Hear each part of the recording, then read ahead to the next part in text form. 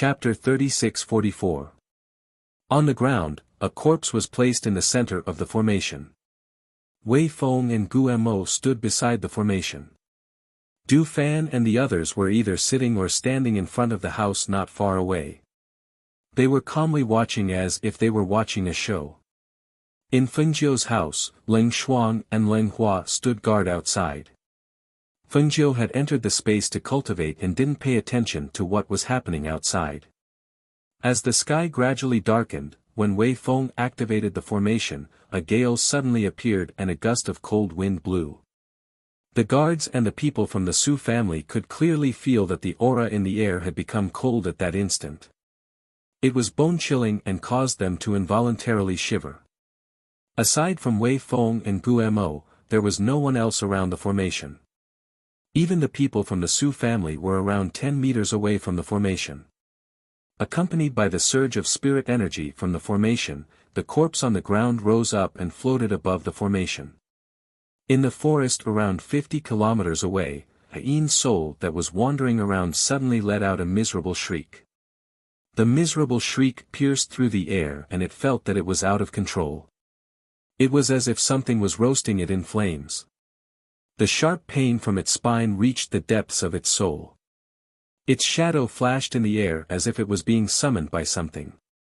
It tried to hug the tree in fear, but in the next moment, it was pulled back by a powerful force. Ah! The chin of the corpse floating in the air moved and a cry of surprise came from the corpse, causing the guards to widen their eyes in fright. The middle-aged man clenched his fists tightly as he stared at the skeleton. This was the murderer who had killed his daughter. Let me go. Let me go. Who are you? Why are you using my corpse to capture me? The ferocious and bloodthirsty voice was filled with viciousness. The corpse was like a wild beast that was baring its fangs and brandishing its claws in an attempt to attack Wei Feng and Guo. However, its soul was locked within the corpse and it was unable to escape even if it wanted to, let alone attack them. Wei Feng and Guo glanced at each other before withdrawing their gazes, and their gazes descended onto the nearby middle-aged man as they said, "You want us to make a move directly? Or do you want to do it yourself?" Hearing this, the middle-aged man gratefully stepped forward and cupped his hands at the two of them. "Thank you, young masters. Please let me do it myself. I want to grind his bones to dust. Don't let him reincarnate." Wei Feng and Guo retreated to the side when they saw this and allowed him to deal with it himself. It was merely a Yin soul. Now that it was trapped by the formation, it was impossible for it to escape. Go and find a hammer. The middle-aged man ordered in a deep voice. In a place like this small village, there was nothing else, but practically every single house had a hammer.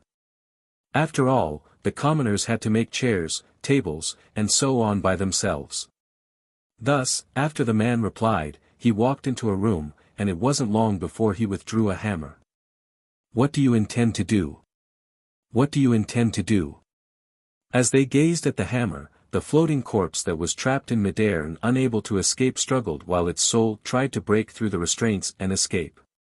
However, no matter how it struggled, it was still trapped by the formation and was unable to break free. Chapter 36-45. Ah! A miserable cry rang out as the bone was shattered by the middle-aged man's hammer. Along with the shattering of the bone, a series of hissing sounds rang out as if something was being corroded. It instantly turned into ashes and dissipated into the air. The hatred of crushing bones and scattering ashes caused the hearts of the surrounding guards to involuntarily turn cold. However, just as their master was about to remove the second bone with a calm expression, the corpse suddenly flashed. The Yin spirit shook slightly and the woman's face faintly appeared. "Father! I'm in pain. Father, save me, save me!" The familiar sobbing voice caused the middle-aged man to stiffen.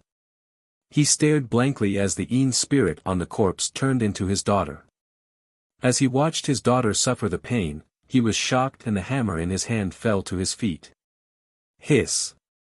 The hammer hit his foot and the pain caused him to suck in a breath of cold air.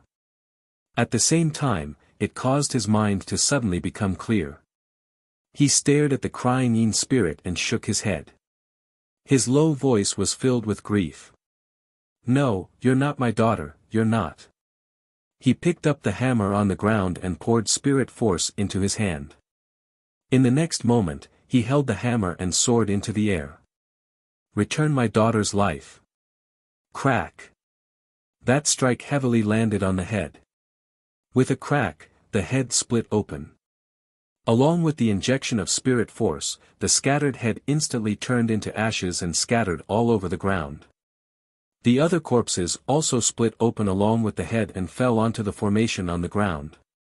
A miserable and sharp scream tore through the night and gradually dissipated. The Yin spirit was destroyed, the corpse turned into ashes, and the formation on the ground gradually dissipated.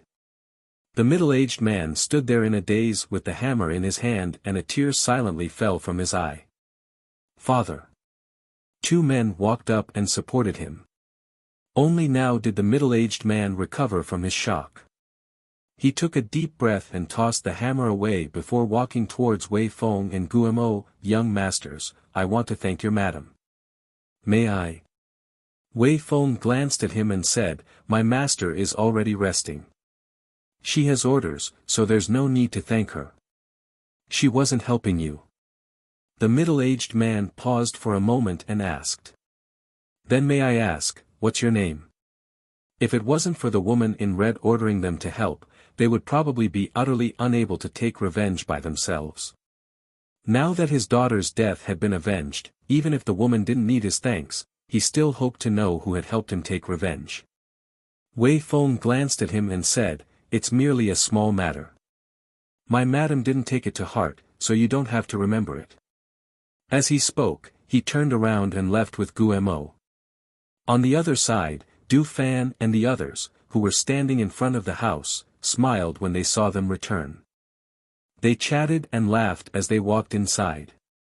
Once the door was closed, everything outside was isolated. Chapter 36-46. The middle-aged man pondered for a long time before saying, "Looking at them for the past 2 days, I was reminded of someone." "Who?" the two men asked at the same time. "Ghost Dr. Fengjiu." The middle-aged man's eyes flashed when he said these words. From his observation, the woman in red was very likely to be Ghost Dr. Fengjiu. Almost everyone knew about the battle between Fengjiu, Sovereign Tongtian, and the Black Lotus Lord. In the entire world, only Ghost Dr. Fengjiu could match the beauty of the woman in red. Although he had never seen her before, it was said that the men and women around Fengjiu were all extremely outstanding with unfathomable strength.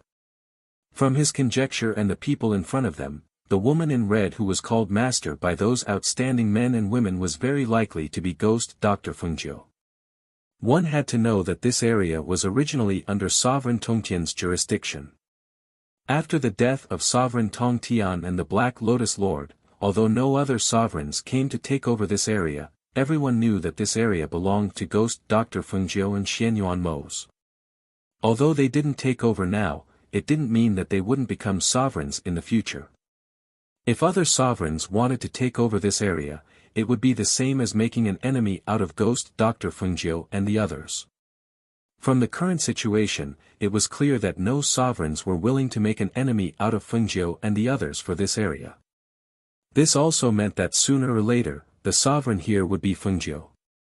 Ghost Dr. Fengjiu. The Ghost Dr. Fengjiu who fought with the Black Lotus Lord. The two of them couldn't help but exclaim softly. They were shocked by their father's guess. While the three of them were guessing the identity of Fengjiu's group, on the other hand, Fengjiu's group was resting, chatting, and cultivating. The night gradually passed until the next morning. When the sky brightened, Fengjiu's group left quietly. The villagers didn't know, but the middle-aged man's family knew. However, they didn't come out to send them off. They just watched them leave through the window. Several days later, Fengjiu and the others arrived at Qianling Mountain. Before entering the mountain, Fengjiu stored the carriage into the space and the group walked into the mountain forest. She brought them to the waterfall cave that she and Xianyuan Mose had discovered.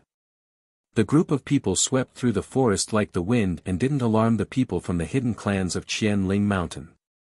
When the ferocious beasts in the forest sensed their presence, they all fled far away, not daring to approach them. This saved them a lot of trouble. When they arrived at the waterfall, Fengjiu said to the people behind her, "Let's rest here tonight. Make some preparations and light a fire to drive away the cold night air." "Yes, sir." Everyone responded and quickly divided the work among themselves. Fengjiu looked at the waterfall and couldn't help but think of the time she came here with Xianyuan Mose. Now, she was here again, but he was still asleep. Revisiting an old place, but things had changed. Her mood couldn't help but become heavy. She walked down the waterfall and came to a place where the water was shallow. She scooped up some water and washed her face. Chapter 36-47. Fan Lin walked over and saw her using the cold water to wash her face. He was worried that her body, which had just recovered, would not be able to withstand the cold spring water. "It's fine," Fengjiu said. She sat down on a rock at the side and said, "Fan Lin, go and see if everyone has enough medicinal pills on them. If not, help them distribute some." "Okay." Fan Lin responded, but he was worried about her sitting there alone. So, when he turned to leave, he signaled Leng Shuang to pay more attention. Leng Shuang came to Fengjiu's side.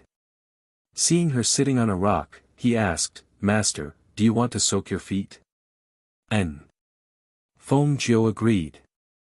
Thinking that the mountain spring water was cool and refreshing, she thought it would be very comfortable to soak her feet in it. Perhaps it could also disperse the depression in her heart. She wanted to take off her boots, but Leng Shuang was faster than her. "Master, just sit." Leng Shuang helped her take off her boots and carefully placed her feet in the water. The water was very shallow, only reaching her ankles. The cool feeling seeped from the soles of her feet to her heart, gradually relaxing her somewhat depressed mood. She leaned back slightly, leaning against a rock at the side. She supported her head with one hand and closed her eyes comfortably. The people over there were busy picking up branches to start a fire and hunting prey. Under everyone's busy work, the fire was lit, the small tent was also set up, and the smell of barbecued meat filled the air. Fengjiu's feet were placed on the rock to dry. She only soaked for a short while before curling up. Leaning against the rock, she unknowingly fell asleep because of the comfort of this place. Leng Shuang next to her stood guard. Seeing that she had fallen asleep, he took out a cloak and covered her with it. He carefully helped her dry her feet and put on her boots. At the same time, he signaled the people over there to be quiet, so as not to disturb Master. Leng Shuang saw that his mistress was sleeping with her head slightly tilted, so he sat beside her and let her rest her head on her shoulder. He used one hand to protect her so that she wouldn't fall to the other side in her sleep. Fengjiu woke up to the smell of meat, but when she woke up, the sky was already dark. She saw that she was leaning on Leng Shuang's shoulder, so she yawned and smiled. "I accidentally fell asleep. I've been feeling sleepy lately." Fan Lin said that it's easier for mistress to get sleepy when she's pregnant. Leng Shuang said. Seeing that she had woken up, he helped her put on the cloak and said, "It's cold at night. Mistress, put on the cloak." Fengjiu responded and let her help her put on the cloak. "Master, the barbecue is ready." Luo Yu's voice came from not far away. "Mistress, I also cooked some spirit rice porridge. If you don't want to eat the barbecue, you can have some porridge." Qin Xian's voice also followed. Fengjiu and Leng Shuang walked over. She glanced at them and smiled. She walked to the fire and sat down. "Anything is fine. I'm really hungry today." Seeing this, everyone couldn't help but smile. They cut a piece of barbecue and handed it to her. Then, they brought a small bowl of spirit rice porridge forward. Fengjiu also felt a little hungry, so her appetite was good. She ate a piece of barbecue and drank 2 small bowls of spirit rice porridge. After eating with everyone, Fengjiu had everyone sit around the fire and told them about the situation. Chapter 36-48. Everyone looked at each other and replied, "Yes, master." For their master to specially instruct them like this, it must be an extremely dangerous place. That night, everyone went to bed early and prepared to rest well to welcome the arrival of the next day. The next morning, when the first rays of the morning sun shone on the earth, Fengjiu and the others had already gotten up and packed up, preparing to explore the cavern behind the waterfall. Fengjiu led everyone to the back of the waterfall and walked along the path inside. Luo Yu and Du Fan, who were walking in front, looked at the pitch-black surroundings and said, "Master, how deep is this cave?" Before they could finish their sentence, they heard a roar. Immediately after, a shadow suddenly pounced out from the dimly lit cave. "Be careful!" Fengjiu shouted and saw Luo Yu and Du Fan suddenly react, "Master, retreat first." As the two spoke, they faced the fierce beast that was pouncing over. However, when they got close, Luo Yu couldn't help but exclaim in a low voice, "Wow!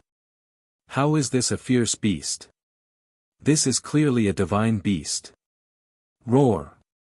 With this roar, the pressure of the divine beast fiercely attacked in the cave. However, Leng Hua and the others were blocking in front of Fengjiu, and the pressure of the divine beast couldn't hurt her. The flame in Gu Mo's Wei Feng's hand illuminated the area. When they cut out a cluster of flames and moved it forward, they finally saw the appearance of the divine beast clearly. "What divine beast is this? I've never seen it before." Wei Feng looked at the divine beast in astonishment and was somewhat astonished. Each of them had a divine beast as a contract beast. The pressure of the divine beast couldn't even hurt them, let alone their master. However, they were still a little shocked by the sudden appearance of a ferocious beast that had turned into a divine beast. After all, even in the extremely dangerous forest outside, it was not easy to encounter a divine beast. Why would it hide in the cave behind the waterfall? Fengjiu looked at Luo Yu and Du Fan fighting against the 2 mythological beasts and said lightly, "The place we're going to pass through should be a place filled with extremely vicious beasts, and most of the vicious beasts there should be at least at the mythological beast level, so you should be careful." Hearing this, everyone was silent. Most of them were ferocious beasts that had reached the level of divine beasts. He really couldn't afford to be careless. Roar! Another roar was heard, and the faint smell of blood permeated the cave. Smelling the smell of blood, Fengjiu had a faint feeling that he had committed a crime. She took out a sour plum from her space and put it in her mouth, pressing it under her tongue to suppress the nausea. Roar! Roar! The divine beast retreated step by step, cautiously staring at the 2 people in front of it, then looking at Fengjiu and the others behind it. Just as it was about to turn around and flee, the fan in Du Fan's hand flew out with a whoosh, attacking the divine beast at a speed that was too fast for the ears to cover. Roar! A mournful scream was heard, and the divine beast-level ferocious beast roared, then its entire body fell to the ground with a bang, twitching a few times on the ground before it stopped breathing. Du Fan coldly looked at this scene. After seeing the divine beast fall, he stepped forward and removed the fan that was stuck in the neck of the divine beast. Once the fan was pulled out, a stream of blood spurted out like a pillar. He hurriedly dodged, avoiding the fate of being splashed by the blood. Chapter 36-49. Then we don't want it. Do you think we won't have any meat to eat after we pass that place? Wei Feng laughed and held the fire to illuminate the ground. He said to Fengjiu, "Master, be careful. Don't step on the blood on the ground." Fengjiu responded and continued to walk forward with them. Along the way, when they arrived at the place where Shi and Xianyuan Mose went that day, Fengjiu said to them, "All of you, back off a little. I'll open this door. Seeing this, everyone backed off and looked at the illusory wall in astonishment. They saw their master take out a mirror and place it on the ground. Along with the mirror landing on the ground, a ray of light was refracted from somewhere and quickly formed a formation on the ground and the wall. When the illusory wall in front of them was opened, everyone couldn't help but look at it in astonishment. They didn't expect it to be such a different world. If their master hadn't brought them here, they probably wouldn't have been able to pass through here. Let's go. Fengjiu indicated for them to go over. After they went over, she picked up the mirror on the ground and also walked over. After they went over, the illusory wall that was opened behind them slowly closed up, isolating both sides. Roar! Roar! Perhaps they sensed that an unfamiliar aura had come to their place. The two divine beasts that were coiled up in this cave let out threatening growls. In the pitch-black light, the four eyes of the two divine beasts were suffused with a cold and bloodthirsty light. They stared at the gradually approaching human figures and the flame that was gradually illuminating the cave. When the two mythological beasts saw Luoyu, Du Fan, and the others walking in front of them, they lowered their bodies slightly and bared their sharp teeth, ready to fight. However, when the red figure in the middle of the group jumped into the eyes of the two mythological beasts, the two ferocious mythological beasts suddenly trembled in fear like mice seeing a cat. Roar! Roar! There were still two growls, but these two growls had already become very weak and without any vigor. The two divine beasts retreated step by step. Their eyes were filled with fear and vigilance as they stared at Fengjiu, who was slowly walking over. They remembered this human's aura. This was a human that they couldn't provoke. However, didn't this human come here last time? Why was he here again? The two divine beasts retreated step by step. They didn't even dare to directly turn around and leave their backs to Fengjiu and instead walked backwards, for fear that Fengjiu and the others would suddenly attack them. Master, do these two divine beasts recognize you? Luoyu looked at the two divine beasts. They didn't dare to directly turn around and run, but they were guarded and look. Their eyes ts. Fengjiu glanced at them indifferently and said, last time, Mose and I came here, and these two divine beasts were lucky enough to escape from us. I see. No wonder they seem to be so afraid of you. Luoyu grinned and said, Master, there are quite a few divine beasts here. We've only walked for a while and we've already met 3. Chapter 3650. Hearing this, the two godly beasts looked at each other. They didn't believe that they wanted to ask for directions. If they were caught, they wouldn't even be able to live. Thinking of this, they couldn't care about anything else. After retreating a few meters, they quickly turned around and ran out. Seeing this scene, everyone was speechless. These two godly beasts were actually scared to this extent. What did Master and Yama Lord do to them the last time they came? How could they be so traumatized? The group walked out and found that the cave was winding left and right. There were quite a few caves, and there seemed to be the aura of ferocious beasts hidden in those caves. However, no ferocious beasts dared to show their heads. When they went out, what entered their eyes was an endless forest. The damp forest was covered in lush leaves and weeds. Between the branches, poisonous snakes could be seen sticking out their tongues and making hissing sounds. This place is actually more humid than the place we came from. Moreover, there are many more poisonous insects. As Wei Feng spoke, he used the sword in his hand to cut the surrounding weeds to prevent them from scraping Fengjiu. Let's find a place to rest first, then see where this place is. As Lang Hua spoke, he let everyone walk forward first. After finding a relatively flat place without so many weeds to rest, they would make plans. Master, be careful. Qin Xian and Bai Qingqing followed beside Fengjiu and told her to be careful. After all, the road was uneven and there were a lot of gravel. Fengjiu responded and walked forward. When the group of people arrived at a sandy area, the surroundings were relatively spacious, and only then did they rest their feet. Du Fan, Wei Feng, Luo Yu, and the others soared into the air, intending to see how far they were from the forest. Unexpectedly, when they leaped up and saw the boundless forest around them, they couldn't help but be dumbstruck. Are we in the depths of this forest? We can't even see which direction is the exit. Luo Yu said dumbfoundedly.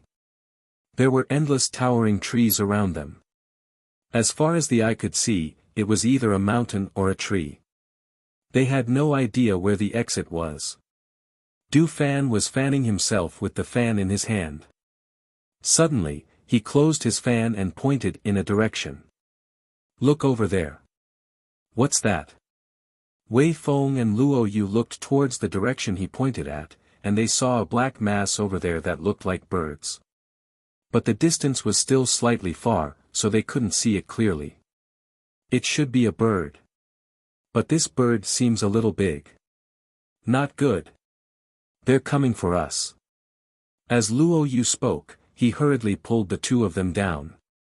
However, in just a short while, the flock of birds that looked extremely far away had already arrived in front of them. The black mass of birds flew towards the three of them. Quickly find a place to hide. Wei Feng shouted at Fengjiu and the others as he was worried that heading towards them would draw those birds towards them. Thus, he didn't dare turn back and flashed towards another direction instead. Whoosh whoosh. Ah! As the swift and fierce sound of air currents tore through the air, the cries of ah ah ah sounded out from the mouths of those enormous black birds. They seemed like humans yet weren't humans, seemed like birds yet weren't birds, and emitted a strange and bloodthirsty aura. Everywhere those enormous black birds passed, the lush towering trees would instantly become like withered trees, and not a single leaf could be found. Chapter 36:51. Ah! Ah! Miserable cries came from the mouths of those giant birds. A few of them dodged quickly and escaped, while those that didn't escape were burned to ashes by the flames and dissipated in the air.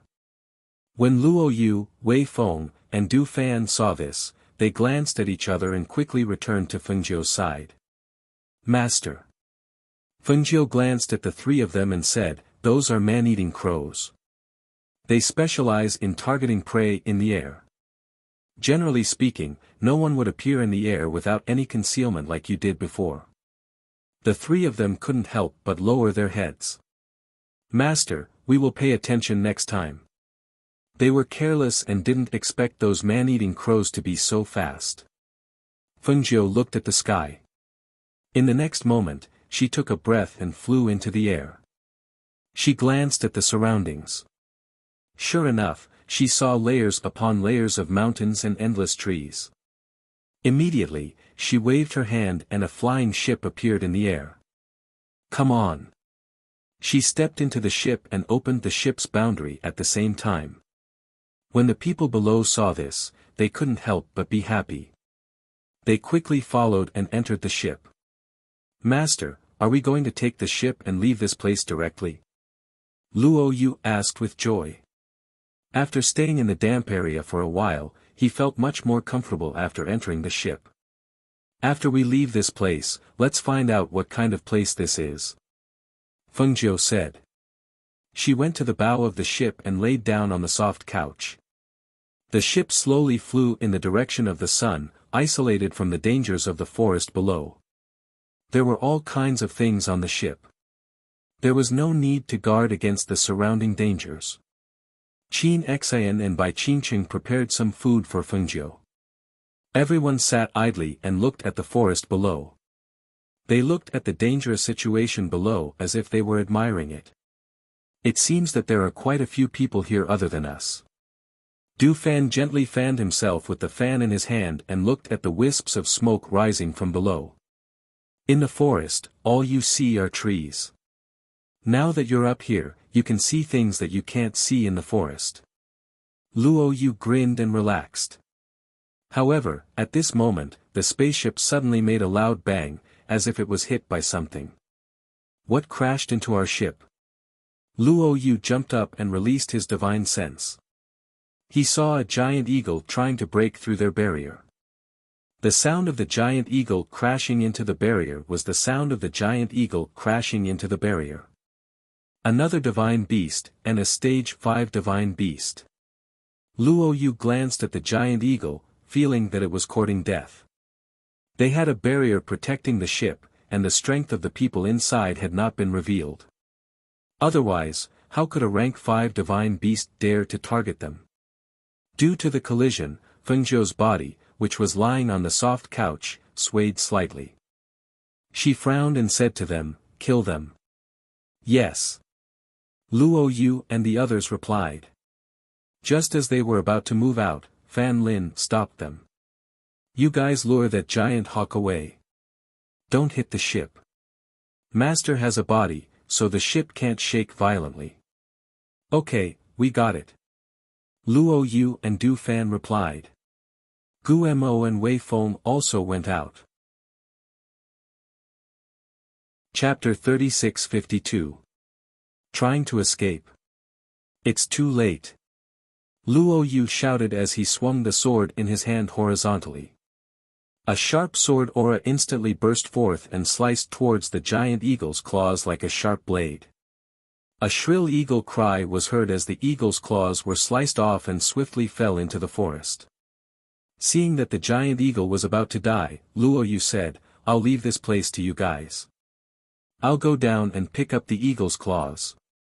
A divine beast's eagle's claws are worth quite a bit of money. Go. Be careful." Du Fan smiled and only withdrew his gaze when he saw Luo Yu heading down. Seeing that Gu Mo and Wei Feng had already dealt with the giant eagle and dug out the crystal core, he said, "I'll return to the flying ship first." After entering the flying ship, Du Fan reported to Fengzhou, "Master, that giant eagle has been dealt with." Luo Yu sliced off the eagle's claws and it fell into the forest below. He went down to pick it up and will be back in a while. Fengzhou responded and narrowed her eyes, but didn't say anything. Not long after, Wei Feng and Gu Mo returned as well. Their bodies were stained with the smell of eagle blood, causing Fengzhou to frown in discomfort. That evil feeling surged up again, causing her to involuntarily retch. "Ugh! Master! Master!" Everyone couldn't help but be shocked and they saw this and hurriedly went forward. At this moment, Fan Lin and Leng Shuang blocked Wei Feng and Gu Mo who were going forward at the same time and said in unison, "Stay away from Master." Wei Feng and Gu Mo couldn't help but be stunned when they heard this and were slightly confused. "Master, drink some water." Qin Xian went forward with water. "Master, sour plum." Leng Shuang turned around and took out a sour plum and handed it over. Fan Lin saw that her face had turned pale and said to the two of them, "Quickly go wash off the smell of blood on your bodies and change your clothes." Hearing this, the two of them realized that it was the smell of blood on their bodies that made their master unable to stand it. But, their master didn't know how to do it before, so why, as if he knew what they were thinking, Fan Lin signaled for the two of them to leave. He followed them to the side and said to them, "This woman is pregnant. Some can't get used to the smell of greasy food, some can't get used to the smell of fish, and some can't stand the smell of blood. In the future, you should pay more attention. After the first 3 months, the master will be much better." Hearing this, they nodded. "We understand. We'll go change now." The two of them said and walked into the cabin. When Leng Hua, Hui Lang, and the others heard this, they looked at each other and secretly remembered Fan Lin's words. Because they were waiting for Luo Yu's return, the spaceship stopped in midair. Fengzhou rested for a while, and with a sour plum in her mouth, she managed to suppress that feeling. Thinking about how she couldn't stand the smell of blood and the signs of morning sickness, her eyes moved slightly, and she called out to Fan Lin. "Fan Lin, come here." "Master, are you feeling better?" Fan Lin walked over and asked. And, Fengzhou responded and said, "Come and help me make some pills." "You do what I say." Hearing this, Fan Lin was startled for a moment, but still nodded. Yes. Leng Hua and Hui Lang moved a long table over and saw Fengjiu take out some spiritual medicine from her space. She placed all kinds of spiritual medicine on the table, and Fan Lin hurriedly took out the tools to make the medicine. Chapter 36-53. Fengjiu supported his head with one hand as he watched Fan Lin concoct the medicine while instructing him on how to get the medicine, use the medicine, and prepare the medicine. She took a sip of the water that Qin Xian handed to her and glanced at the ship. She raised her eyebrows and asked, "Why isn't Luoyu back yet?" Hearing her question, everyone realized that Luoyu hadn't returned even after so long. Du Fan immediately said, "I'll go down and take a look." "I'll go with you," Wei Feng said as they flew out of the ship's barrier and headed towards the forest below. Below, Luoyu didn't find the pair of eagle claws that fell down, but he saw bloodstains on the ground. He followed the bloodstains and saw a group of mercenaries sitting around a fire in the forest, laughing and drinking. "My eagle claws were taken by you guys?" He stood not far away and asked. His gaze fell on the bloodstains on the ground. Beside one of the mercenaries, there was something wrapped in a piece of black cloth that faintly revealed its shape. It seemed to be the pair of eagle claws without a doubt. "Your eagle claws." "Ha ha ha ha ha. Brothers, listen, this person actually said he has eagle claws." "Ha ha ha, so he's not a person, he's an animal." One of the mercenaries raised his head and laughed loudly, mocking and ridiculing Luoyu. Obviously, he didn't take Luoyu, who was alone, seriously.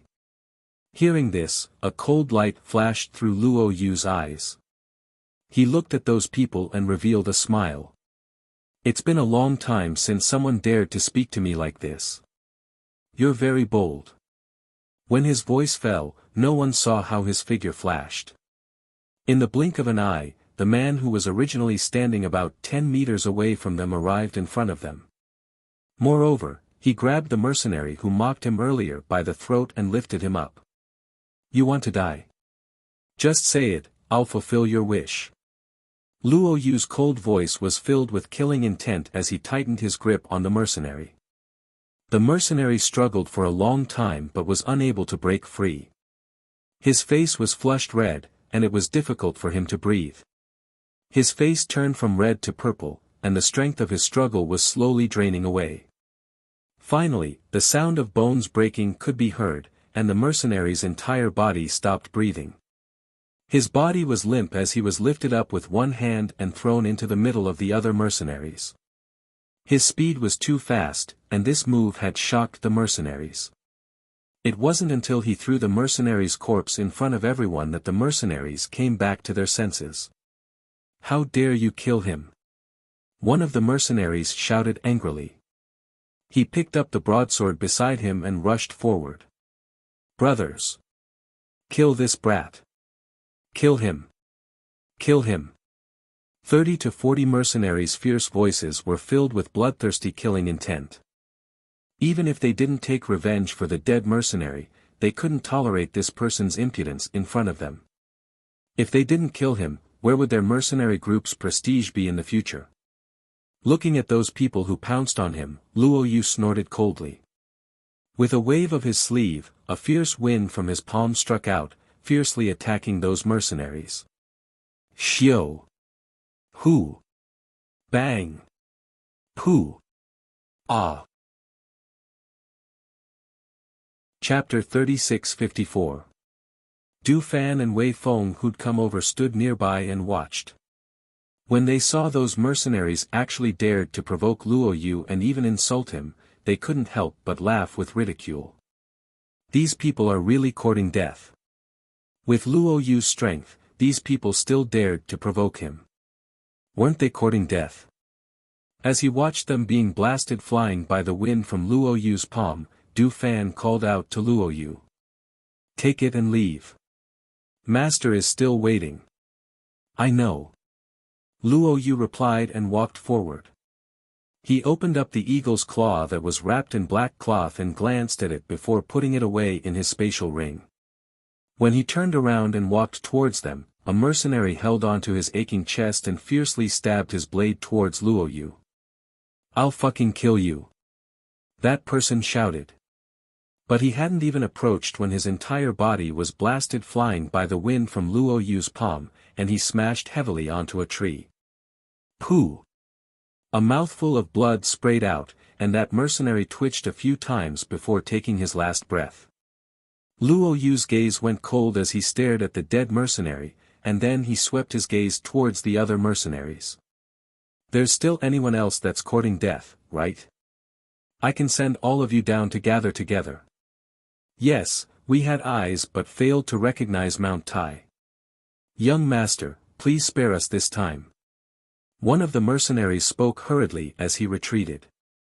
"Fuck off!" Luo Yu shouted coldly, and his pressure assaulted out along with this cold shout. When those mercenaries heard this, they felt as if they'd been granted amnesty, and they scrambled away right away. Du Fan and Wei Feng glanced at him and said, "There are traces of blood on you. It's better to clean yourself up before returning to the flying ship. Master feels slightly nauseous when he smells the smell of blood now." Luo Yu paused for a moment when he heard this, and he saw that some blood had really splashed onto his body. He didn't know if it was from slashing the eagle's claw earlier or the blood of those mercenaries. Thus, he looked at the surroundings and said, "There seems to be no water source in the surroundings." "There is. There should be a spring 50 meters to the left from here." Wei Feng smiled as he gestured for Luo Yu to clean himself up, and then he said, "We won't wait any longer. Come up after you've changed your clothes." "All right." Luo Yu replied before walking towards the place Wei Feng spoke of. Sure enough, he saw a small spring hidden within the weeds, and he immediately undid his clothes and washed it simply. On the spaceship, Feng Zhou looked at the amount of medicine Fan Lin was about to add and hurriedly said, "Wait." Fan Lin looked at her and asked nervously, "Mistress, is there something wrong?" One had to know that in such a short period of time, the medicine that had been concocted previously was wasted because of his mistakes in the steps. This was already the second batch of medicine. Seeing how nervous he was, Feng Zhou smiled. "It's too much. Just put in 2/3 of it, and you can't add it all at once. You have to add it in 3 batches. You have to grind the medicine as you add it." "All right." He exhaled softly, wiped the sweat from his forehead, and carefully followed her instructions to mix the ingredients. "Master, Luo Yu is coming back." Du Fan walked over with a smile, and Wei Feng followed beside him. Feng Zhou replied and said, "Wait for Fan Lin to finish concocting these pills before leaving. You two rest." "Yes." The two of them replied and sat down at the side. Chapter 36-55. Not bad, the taste is very pure. As she spoke, she put the pill into her mouth and swallowed it. When it entered her mouth, she felt a cool and sweet taste, as if the taste of 100 flowers had spread in her mouth, instantly making her feel comfortable. Seeing her eat the pill, Fan Lin also picked one up and smelled it. He also tasted one and felt that the taste in his mouth did not feel like he was eating a pill. Instead, it tasted like candy. He could not help but ask, "Master, this pill was made with over 10 different kinds of spiritual herbs.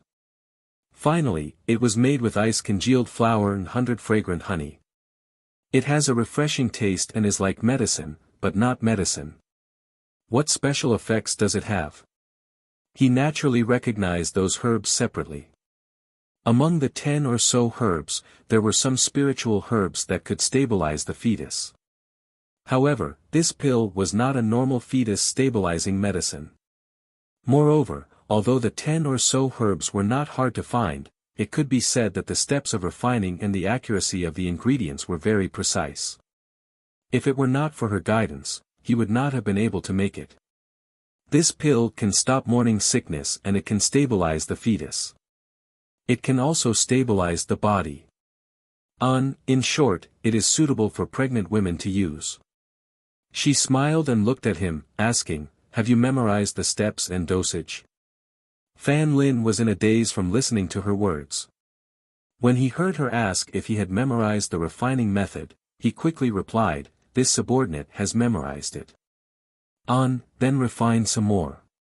Just refine according to the previous standard. I'm tired, so I'll go in and sleep for a while. When Luo Yu comes back, we'll leave. She sat up with a yawn and walked into the cabin. Fan Lin prepared the spiritual herbs he needed and continued to refine the pill. Although these 10 or so spiritual herbs were not 1,000-year-old spiritual herbs, they were still very precious. This kind of medicine that could stabilize the fetus and stop morning sickness was something that only his master had the ability to use. Even if other people were willing to take out these spiritual herbs, they would not be able to refine it. Not long after, Luo Yu walked into the airship in a refreshed manner. He grinned at everyone, "I'm back. Where's Master?" He looked at the airship and did not see Fengjiu's figure. Master said he was tired and went to sleep for a while. What's wrong? Do you need Master for something? He's asleep. Okay, Qin Xian, take these strawberries and wash them. When Master wakes up, he can eat them. Luo Yu took out a large plate of strawberries from his space and handed it to Qin Xian. Okay. Qin Xian answered with a smile. She didn't ask any more questions after receiving it and went to wash it. You picked it down there? I was wondering why you took so long to change your clothes. It turns out that you went to pick wild raspberries. Du Fan smiled and said, but it just so happens that Master doesn't have much of an appetite during this period of time. He's probably tired of eating all sorts of spiritual fruits. Trying these wild raspberries from the mountain forest would be a good idea. Luo Yu grinned and said, I was thinking that Master didn't have much of an appetite these days. I also saw that there were a lot of these strawberries beside the spring, so I picked them for Master to eat as snacks. As he spoke, he glanced at Fan Lin, who was seriously developing the medicine. He lifted his chin slightly and asked, why is he making medicine? Oh, it's the medicine that Master asked him to make. He said it can be used to stabilize the fetus. As Du Fan spoke, he saw that Lang Hua and Hui Lang had already started flying the airship. As the airship slowly moved and flew over the forest, everyone sat down and chatted. Chapter 36-56. Master, you're awake. The food is just ready. We can eat now. Qin Xian said with a smile when she saw her get up. Fengjiu looked around and saw that the spaceship had landed in the forest. Other than Qin Xian and Ling Shuang on the spaceship, everyone else was busy by the fire outside the spaceship. What are they doing? Fengjiu asked. She walked closer and saw that they seemed to be cooking. Seeing this scene, she couldn't help but be slightly surprised. Especially when she saw Du Fan and the others rolling up their sleeves and cooking, she revealed a smile.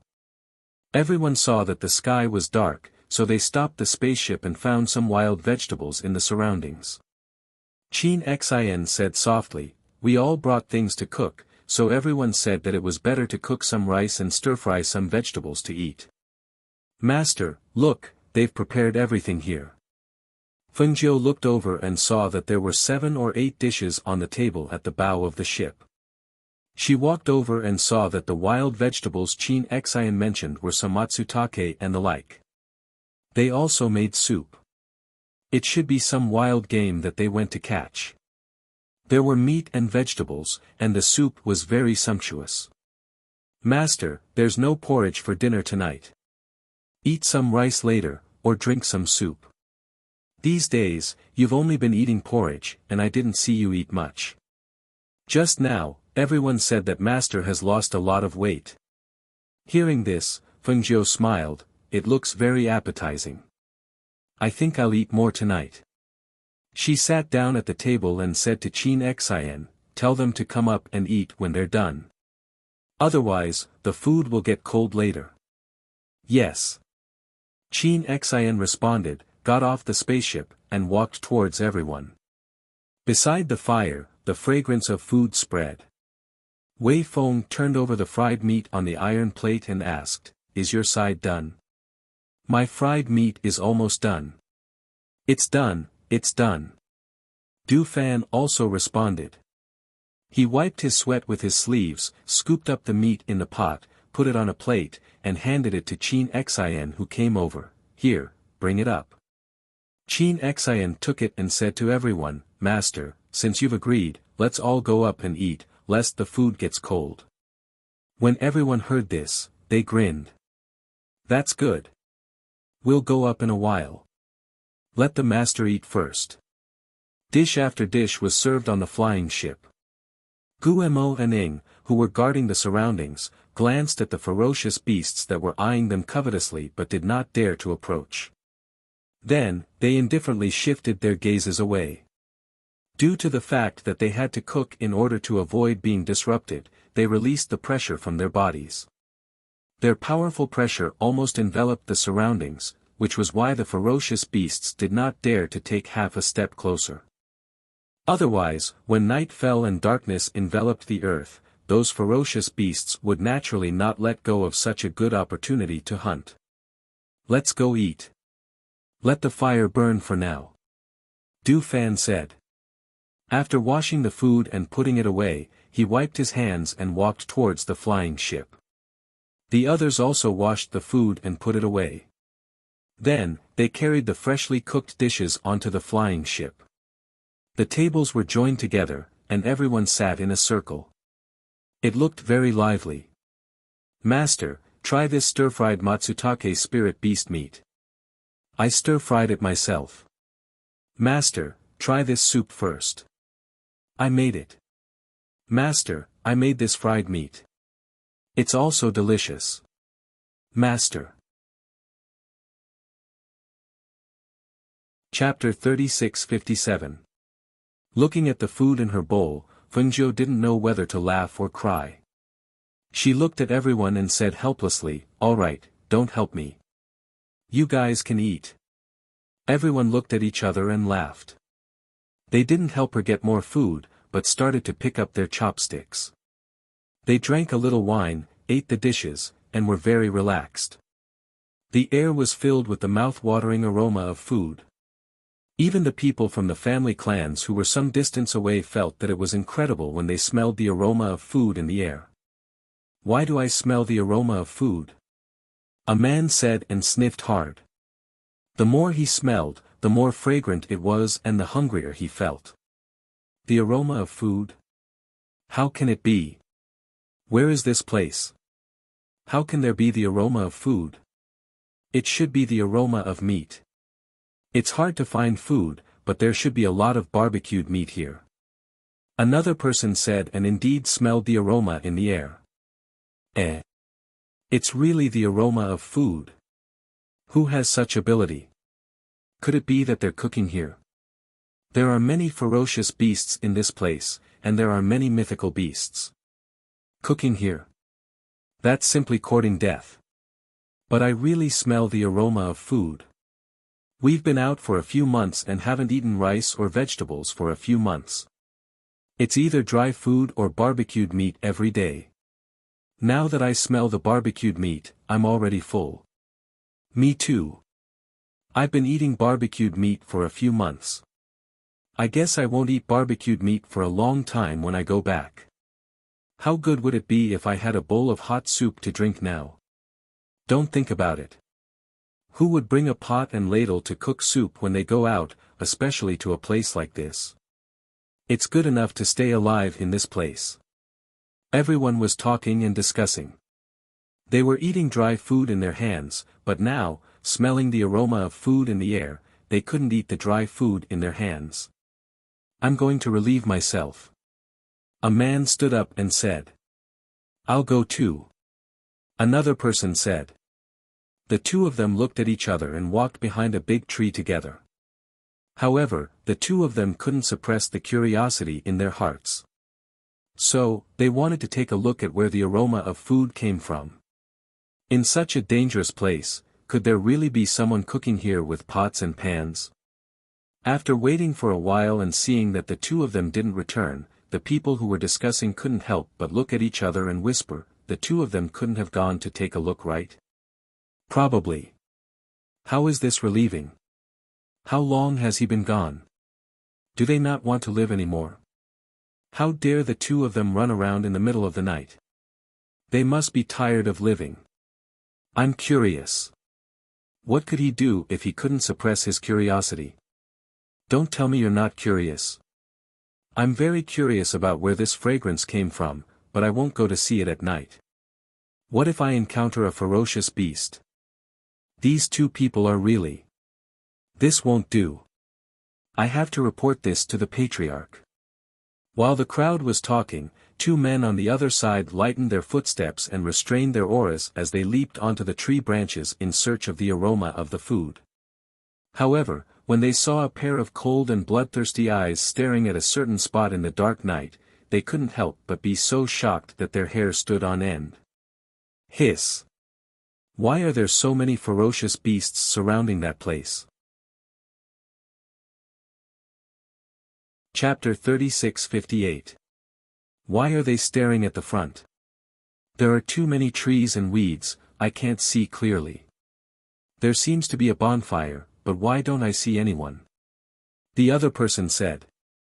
Because their line of sight was blocked by the weeds and branches, they couldn't see the scene in front of them.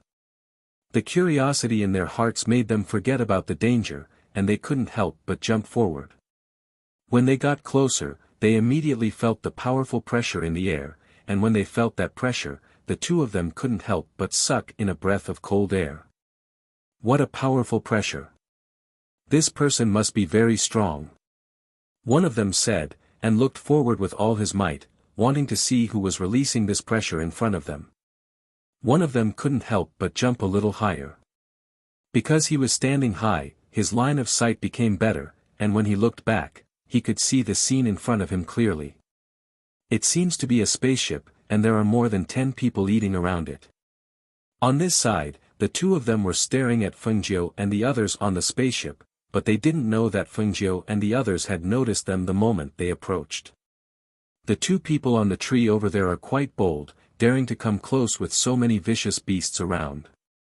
Du Fan took a sip of wine, and glanced at the two figures on the tree not far away from him from the corner of his eyes. Even if the two of them were hiding in the big tree, and the lush branches and leaves blocked their figures, the pressure and divine sense surrounding them made it easy for them to sense someone approaching. Du Fan and the others were drinking wine and chatting when suddenly, a cry of alarm sounded, breaking the silence of the night. With a cry of alarm, one of the men standing on the tree swung his hand, and something seemed to fly out of his hand, and he lost his balance and fell to the ground. Roar! A bloodthirsty roar was heard as several ferocious beasts pounced on the man who had fallen to the ground. One of the ferocious beasts pounced forward and bit the man's leg. In an instant, the smell of blood filled the air. Not good. The other man on the tree was scared silly. When he saw the man's leg being bitten by the vicious beasts, he immediately pulled out his sword and stabbed at the vicious beasts below. Let him go. As he shouted, the sword chi slashed down. However, how could the two of them deal with a divine beast-level vicious beasts? Moreover, there was more than one divine beast around. Ah! It hurts. Let me go. Let me go. Save me, save me. Hiss. The other man who rushed down to save her was hit by a ferocious beast. He felt as if his bones were about to break, and the pain caused him to suck in a breath of cold air. However, even though his body was in pain, he didn't dare to let go of the sword in his hand. Instead, he injected spiritual power into his sword and swung it around. Go away. Go away. He slashed at the ferocious beast that had bitten the man. However, the ferocious beast pulled the man back in order to avoid the attack. The sharp teeth pierced through the man's flesh and bone, causing the man's face to lose all color as he screamed in pain. "Mother, mother! I'm in so much pain," that his voice gradually weakened. Blood flowed all over the ground, and the smell of blood in the air became more and more intense. Chapter 36:59. In the darkness of the night, even though she was still a distance away, she could clearly see the two men on the ground, covered in blood and crying out in pain from the beast's mouth. The two men, who were already in a desperate situation, did not look very old. At this moment, they were covered in blood and their lives were hanging by a thread. She did not want to pay any attention to irrelevant people who had snuck in here to observe them. However, perhaps it was the dying cry of one of the men, "Mother, I'm in so much pain." It had touched her heart for no reason, causing her to feel a trace of pity. She watched as the surrounding ferocious beasts bared their fangs and surrounded them. She watched as the ferocious beast that had bitten the man was about to use all its strength to tear his leg off. Just as it was about to bite off his leg, an ancient and oppressive voice rang out coldly and directly towards the group of ferocious beasts. "Retreat." That one word was cold and powerful, as if it had come from ancient times. A powerful force that could be seen with the naked eye formed the word "retreat" and landed in the middle of the group of ferocious beasts. The ferocious beasts were so shocked that they let go of their jaws and quickly retreated, not daring to stay for even a moment. Those ferocious beasts had been hiding and watching them for an entire night, as if they had been waiting for an opportunity. However, at this moment, because of the powerful ancient and oppressive word "retreat," each and every one of them fled in fright, disappearing without a trace.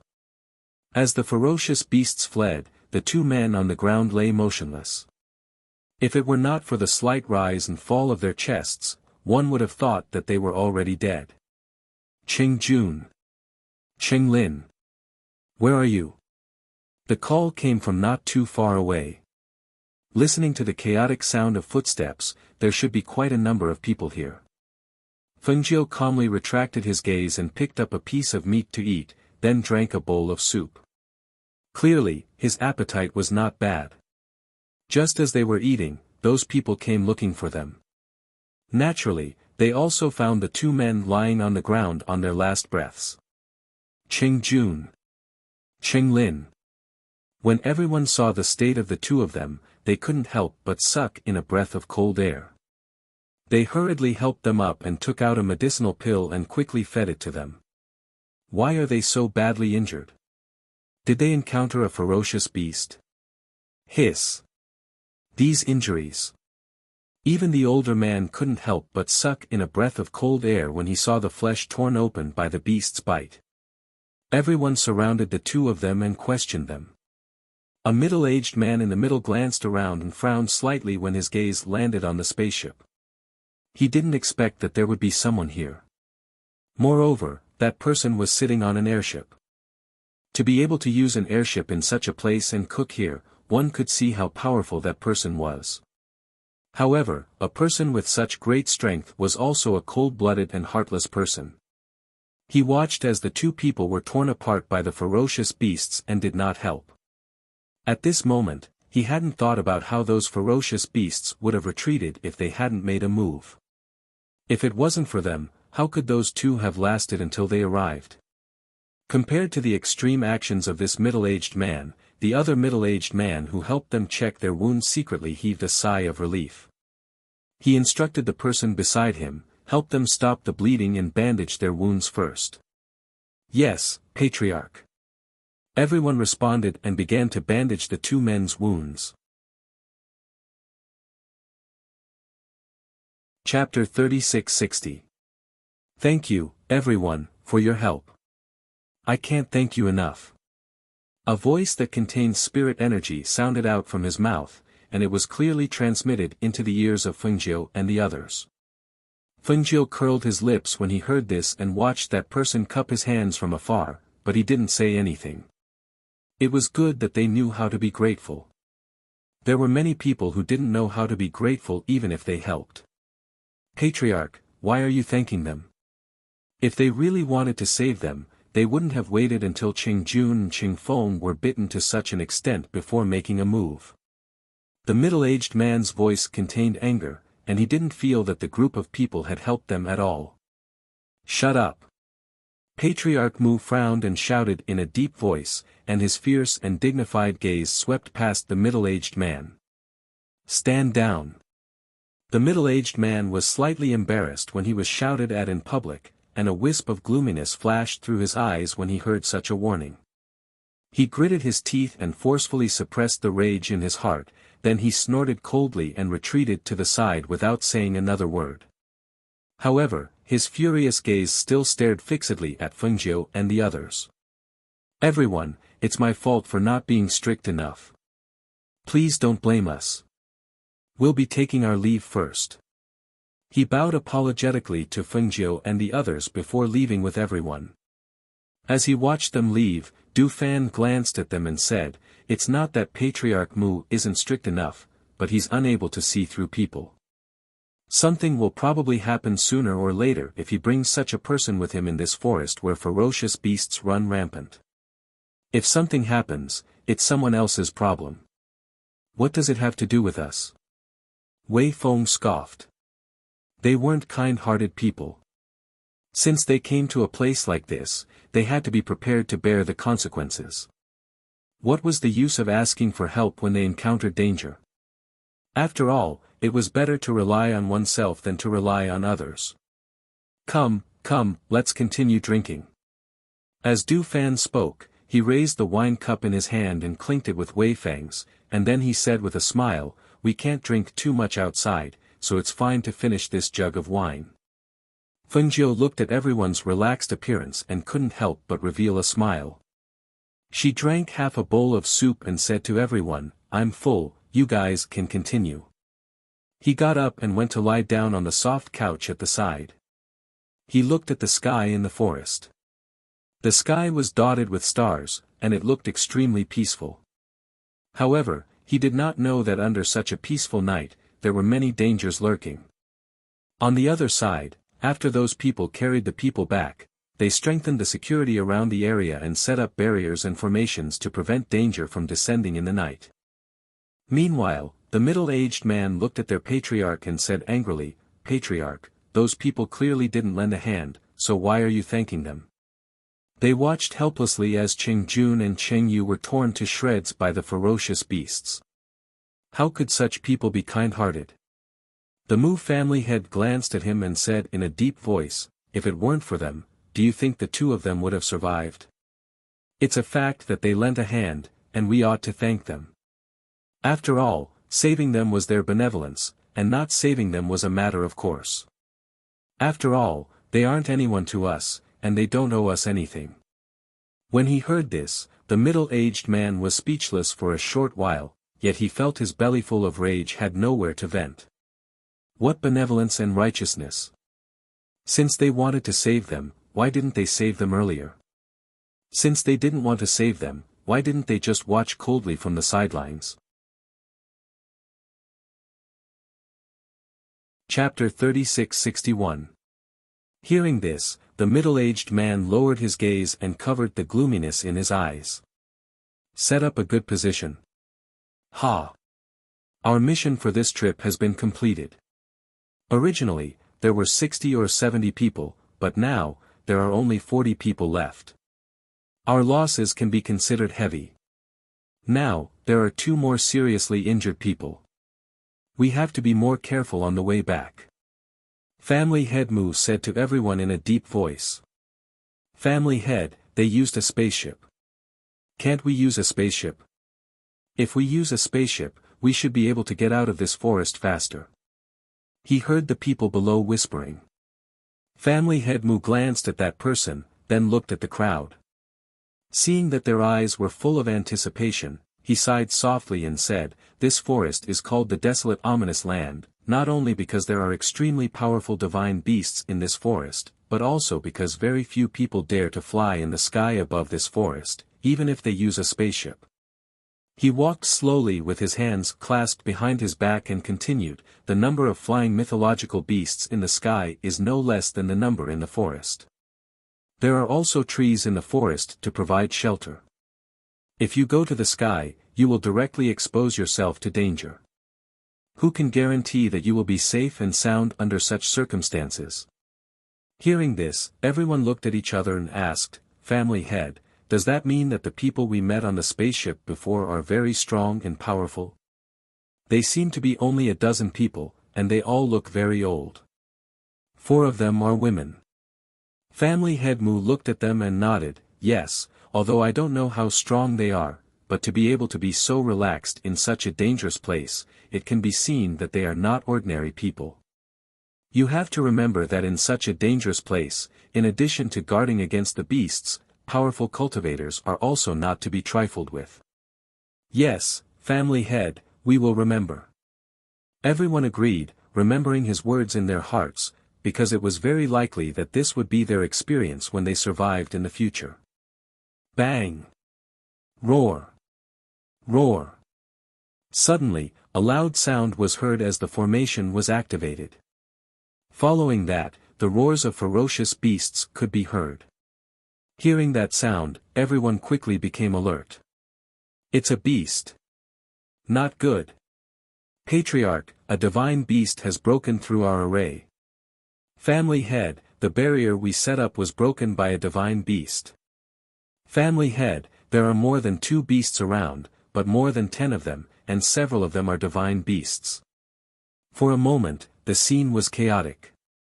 When they heard that there were more than 1 or 2 beasts, and many of them were divine beasts, their faces could not help but become dignified.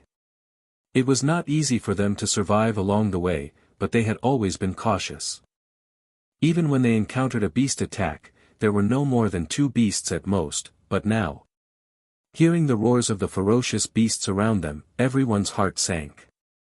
They felt that it would be difficult for them to survive this time.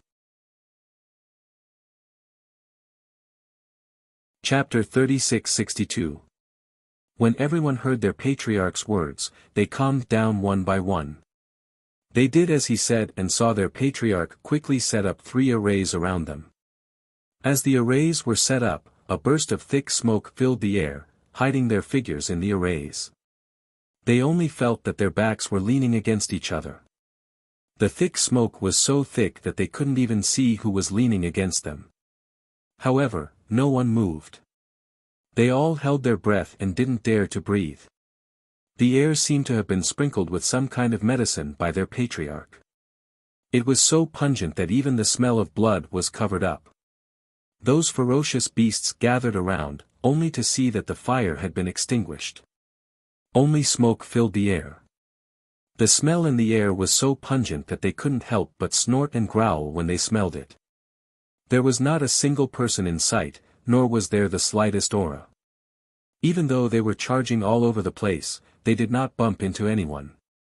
Seeing this, the ferocious beasts felt bored, thinking that those people had left while they were charging in. But they didn't know that the patriarch of the Mu family had set up the 9 Ben's maze array.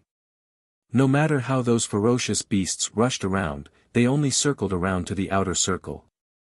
They didn't break into the middle point where they were standing. In addition, the fog was spreading, blocking everyone's line of sight. Everyone's breath was also restrained. How could these ferocious beasts find their existence?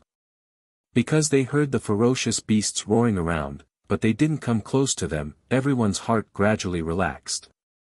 They felt that they should be able to avoid this disaster. Not only the people of the Mu family thought so, even the patriarch of the Mu family felt that it shouldn't be difficult to avoid this disaster. However, he didn't expect that there was a pair of eyes that had been staring at him since he set up the array. Even if his position couldn't be seen in the thick smoke, the position where he was standing before the thick smoke completely covered was known by the pair of eyes that had been staring at him. So, the owner of the pair of eyes quietly stretched out his hand and pushed the person in front of him out with the help of the thick smoke. Ah! A cry of surprise rang out. No one knew what had happened. Only the person who was pushed out knew that a pair of hands had pushed him from behind, causing him to fall forward and fall into the 9 Ben's maze formation. Bang! Brr! Even if he didn't see who the person who fell out was, the patriarch of the Mu family heard the voice of his son. He couldn't care about anything else. When he was about to go out to save him, a pair of hands suddenly pushed him out. Who? The angry Mu family head grabbed the man's hand. Because of his great strength, his hand scratched the man's hand until it bled.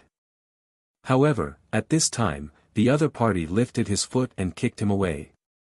The sound of clothes tearing apart resounded in everyone's ears. The Mu family head fell into the 9 Ben's maze array. But because they heard the commotion, the ferocious beasts that were about to leave opened their mouths and let out a low roar. They fiercely pounced towards the source of the commotion. Chapter 36-63. Go back. Find those who are disloyal. Everyone was stunned when they heard this, and their hearts couldn't help but tremble. Their patriarch. A miserable cry came from the 9 Ben's maze formation, and it caused everyone's hearts to tighten. But not long after, they heard the sound getting further and further away from them, and even the ferocious beasts were chasing after the sound. On the other side, Fengjiu, who had eaten his fill, was lying on the soft couch and eating the wild berries that Luo Yu had picked. The sweet and sour taste was mixed with a fresh smell, and it was very delicious. He said to Qin Xian, "Let them have a taste." "Master, you eat. We don't want to eat." Du Fan smiled at her and said, "We often eat these wild berries when we're outside, and we're tired of them." "Master, I'm not tired of them. Leave some for me." Wei Feng grinned and glanced at Du Fan, then looked at Luo Yu and said with a smile, "They were picked by Luo Yu, so we have to have a taste." "Yes, let's have a taste. It's quite sweet." Fengjiu said with a smile and asked Qin Xian to share some with them. When he heard the roars of ferocious beasts coming from not far away, he couldn't help but be slightly surprised. Strange, why are there still the roars of ferocious beasts? Could it be that those people from before went to provoke those ferocious beasts again? Those ferocious beasts probably targeted those people after they left here. Yes, there are a few dozen of them there, but if they were targeted by those ferocious beasts, it would probably be very difficult for them to survive. Everyone drank as they spoke. The surroundings were pitch black, and they couldn't see anything. However, they could faintly hear the sounds of battle and ferocious beasts. They originally didn't want to pay attention to it, but they didn't expect that after a while, 2 blood-stained figures would rush into the place where their pressure was pervading. It was also because they had entered here that the ferocious beasts that were chasing them relentlessly surrounded and stared at them. They let out low roars as if they were unwilling to leave just like that, but when they saw the people on the spaceship, they had no choice but to turn around and leave. There are actually only 2 people. And you even know to come here. Wei Feng looked with surprise at the 2 people that sat limply on the ground. Both of them were covered in blood, and it was already impossible to discern the original color of their clothes. But the appearance of the middle-aged man was still reflected in the eyes of everyone. "Master, it's that family head surnamed Mu," Lang Hua said gently. Before Fengjiu could say anything, Du Fan sneered, "What did you say just now?" "Look, it came true so quickly. Looks like his injuries aren't light. He can't even sit still." As Lang Hua spoke, his gaze fell on the 2 tottering figures. As soon as he finished speaking, one of them fainted. "Fan Lin, go take a look," Fengjiu ordered while eating a strawberry. "Yes." Fan Lin responded, got up, and walked down to the 2 people's side. He saw that family head Mu was stuffing medicinal pills into the mouth of the unconscious man and helping him bandage his wounds. His own wounds were bleeding non-stop, and his injuries weren't light, but he didn't take care of them. "Family head Mu, we meet again." Fan Lin revealed a refined smile. Family head Mu looked at the refined man in front of him, then looked at the people on the spaceship before nodding at him. "Sorry to disturb you again." Chapter 36-64. Hearing this, Patriarch Mu couldn't help but be startled. He looked at the people on the spaceship and didn't know which one of them was the master he was talking about. However, in this situation, they were willing to help, and he was more than happy to do so. Immediately, he thanked him. In that case, this Mu will thank you in advance. Fan Lin helped him to the fire next to their spaceship, and let the unconscious man lie down by the fire, then said, I'll help him clean his wound first. Here is a bottle of hemostatic medicine, you use it first, and I'll bandage it for you later. I have hemostatic medicine, there's no need. Before he finished speaking, he saw Fan Lin smile. Your medicine is different from mine. Patriarch Mu was slightly startled. He only felt that this man's smile was full of confidence. He looked down at the medicine bottle in his hand and finally didn't refuse. He just thanked him, thank you. He sprinkled the medicine on the wound on his arm and saw that the bleeding stopped in an instant. The speed of hemostasis surprised him slightly, and he looked at the elegant man in disbelief. He skillfully cleaned his son's wound. After the bloody wound was cleaned, he sprinkled some medicine to stop the bleeding. Just like him, the bleeding stopped immediately. Young master is a pharmacist. He couldn't help but ask. This man had a faint medicinal fragrance, and his treatment of the wound was skillful. The hemostatic medicine was even more miraculous. If he was a pharmacist, his rank wouldn't be low. After all, Patriarch Mu had never seen such a fast hemostatic medicine. Well, you can say that. Fan Lin responded. After treating the man's wound, he helped the Mu family's patriarch with his wounds and asked, Why were you alone? We heard the roar of the fierce beasts, and you provoked them. Hearing this, Patriarch Mu smiled bitterly. Not long after we went back, we encountered fierce beasts besieging the place where we stayed, but I set up a spirit array and barrier there, so there was time to react, so he roughly explained the situation to him, and finally smiled bitterly. I just didn't expect that there would be someone in my family with disloyal intentions. He took advantage of the thick smoke and pushed my son into the 9 Bends maze formation. I wanted to save him, but I was pushed out as well. In order to survive, I could only bring my son and escape here. Sure enough, those ferocious beasts didn't dare to come close. He wanted to try his luck, but he didn't expect to survive because of this. If it wasn't for the fact that they weren't far from here, they wouldn't have just been injured, they would have lost their lives.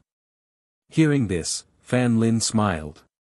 In my opinion, that person should have wanted to push you, not your son. The Mu family head was startled. Looking at the smile on his face, he couldn't help but ponder for a while. Being reminded by him, he thought about it again, and his heart sank. That's right, that person should have wanted to push and harm him. In the thick smoke, he had protected his son to his original position while he stood beside him. If that person wanted to harm his son, he wouldn't have attacked again after hearing his voice. However, who would want to harm him? Why would they want to harm him? Now that the father and son were out, how were the clansmen? Chapter 36-65. Hearing this, family head Mu was a little surprised, but he still said, This is the savage wilderness ominous land. Because this land is extremely vast and there are layers of mountains and forests, there are fewer people who can walk out of here. People from aristocratic families like you all have a teleportation array here. As long as you find the array, you can leave here. It's more convenient. His voice paused, looked at them, and said, If you go out in a spaceship, it will take at least half a month, and at most a month to leave this area. Then which sovereign is in charge of this place? Fan Lin asked. Hearing this, family head Mu was basically sure that they were not from here. Perhaps they came from other regions. Thinking of this, his expression was inquisitive and strange. He said, Our land is called the 9 Profound Heavens realm. It doesn't belong to any sovereign. Moreover, as far as I know, people from other regions can't come to our land. 9 Profound Heavens realm? In other words, you don't have a sovereign here. Fan Lin was slightly surprised. The spiritual aura in this place was extremely rich, but there was no sovereign in charge of this place. Yes, we don't have a sovereign here. It's not that no one is watching over this land, but no one can control the 9 profound heavens realm. Here, the sovereigns of other regions can't spread their divine senses throughout the land, and they can't open the connection between this place and other lands. So.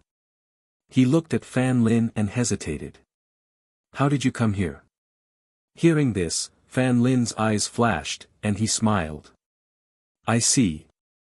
He looked at family head Mu with a smile, but did not answer his question.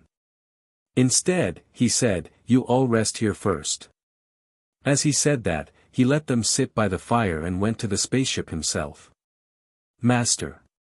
Fan Lin came to Fengzhou's side and briefly told him what he had learned from family head Mu. Oh. At least half a month. It seems that this place is really not small. Fengzhou ate a strawberry and thought with some doubts in his heart.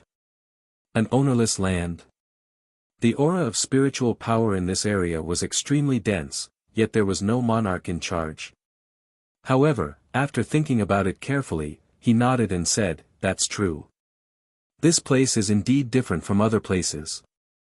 Back then, it wasn't difficult to travel between sovereign Tongtian's territory and the place where we are. After all, the world is vast and the territories are vast. As long as one's strength reaches a certain level, one can naturally come and go freely in the territories of the various sovereigns. However, this place, the 9 profound heavens realm, I don't seem to have heard of such a place. If it weren't for that mirror, we wouldn't have come to this place. However, since we're here, I feel that there must be something I need in this world. Master, that Mu family head said that their family has a teleportation formation here. Should we borrow their formation to leave this place? Fan Lin inquired. Fengzhou shook his head with a smile. No need. It's only half a month. There's no need to rush. Go on your own. I can take a look around. Yes. Fengzhou rested his chin on one hand and thought for a moment, then said, did you ask Patriarch Mu what he plans to do next? This subordinate didn't ask. Du Fan. Fengzhou called out. Master. Du Fan came forward. Chapter 3666. Hearing this, although they were a little surprised, they did not ask further. Instead, they responded and walked down from the flying ship. On the other side, due to the departure of the ferocious beasts, the people of the Mu family gradually walked out of the formation. However, they could no longer see the figures of their master and eldest young master. The atmosphere became oppressive and solemn. They lowered their heads slightly and no one spoke. 30 to 40 people stood there with sorrowful expressions. They felt that the master and eldest young master had most likely met with a tragic end. Forget about the 2 of them, even if they came out together, they would not be able to fight against so many ferocious beasts. Furthermore, there were several divine beasts among the ferocious beasts. Do you think that the master and eldest young master, are they still alive? Someone asked with a glimmer of hope. The master is such a good person. He must be blessed by the heavens. That's right. The master must still be alive. The patriarch asked us to find out who was disloyal. At that time, someone must have pushed the patriarch and the eldest young master to their deaths. One of the old men said in a low voice. His gaze swept across everyone. Who was it? Who was it? Stand up and go back. Perhaps we can let you go. However, if we find the culprit, then you'll be punished even more. In the crowd, the middle-aged man's eyes flickered. He looked at everyone and seemed to be guessing who the culprit was. At that moment, he also remained silent. At that time, I was closer to the master. I heard the sound of clothes being torn. As long as we investigate, we can find out who did it. Now, I'll give you one last chance. Stand up. The old man was an elder of the Mu family. At this moment, he shouted again. Everyone stared at each other, as if they wanted to see whose clothes were torn.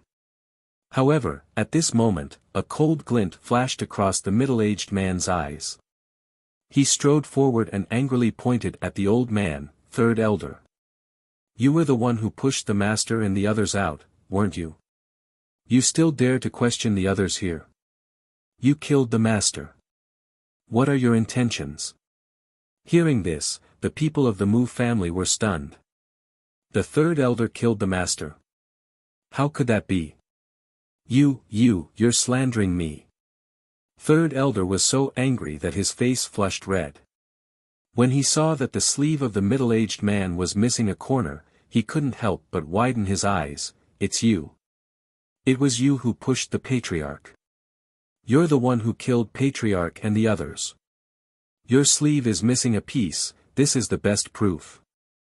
With a piece of his sleeve torn, he couldn't block it even if he wanted to, and he couldn't change his clothes either. Thus, he didn't plan to hide it.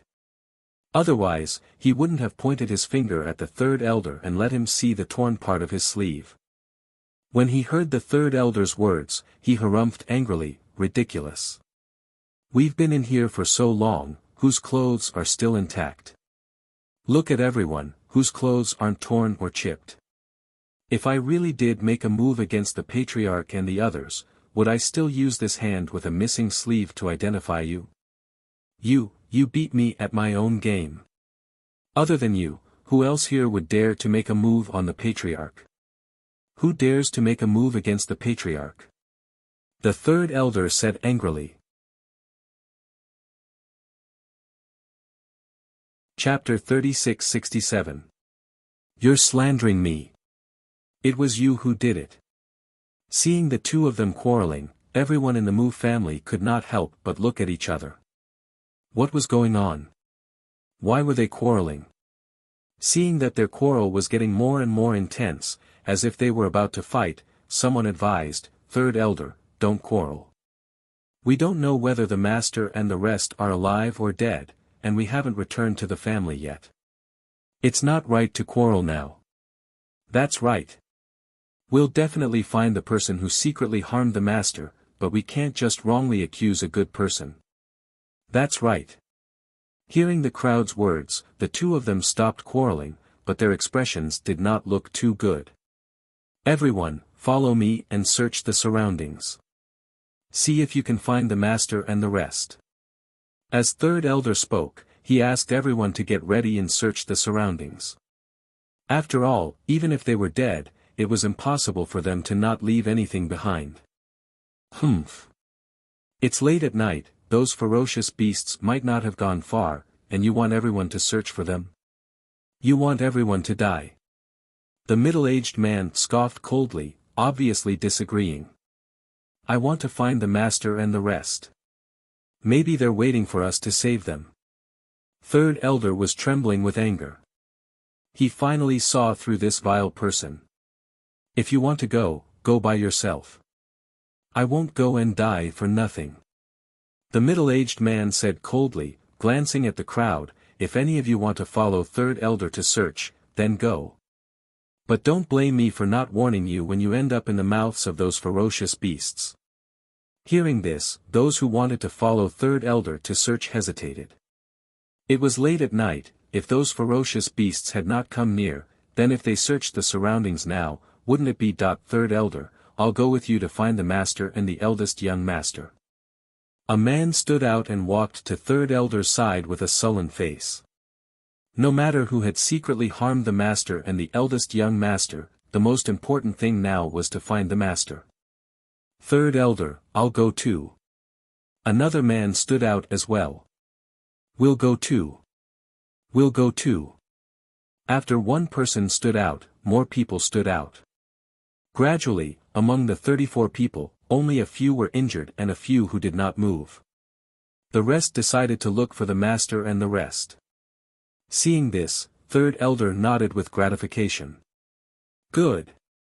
As expected of a son of the Mu family. Come with me. Third elder, we. When the injured people saw this, they couldn't help but feel anxious. Third elder glanced at them and said, "All of you are injured, so stay here." "All right, let them stay behind to protect you. Regardless of whether we can find the patriarch and the others, we will be back before dawn." The middle-aged man looked at this scene with a gloomy expression and did not say anything. He looked at them and watched as third elder led his men away. Only then did he let out a cold snort. "Old thing." When the others heard his curse, they couldn't help but lower their heads and pretend that they didn't hear anything. However, the injured people on the ground frowned and said, "Third master, how can you curse third elder? He's a clan elder." Hearing this, the middle-aged man glanced at the man on the ground with a gloomy face and coldly snorted, "What's wrong with me scolding him? Could it be that he was not an old thing? What? You want to protect him? If you want to protect him and stand on his side, why don't you go with him?" Chapter 36-68. Third uncle, how can you speak like that?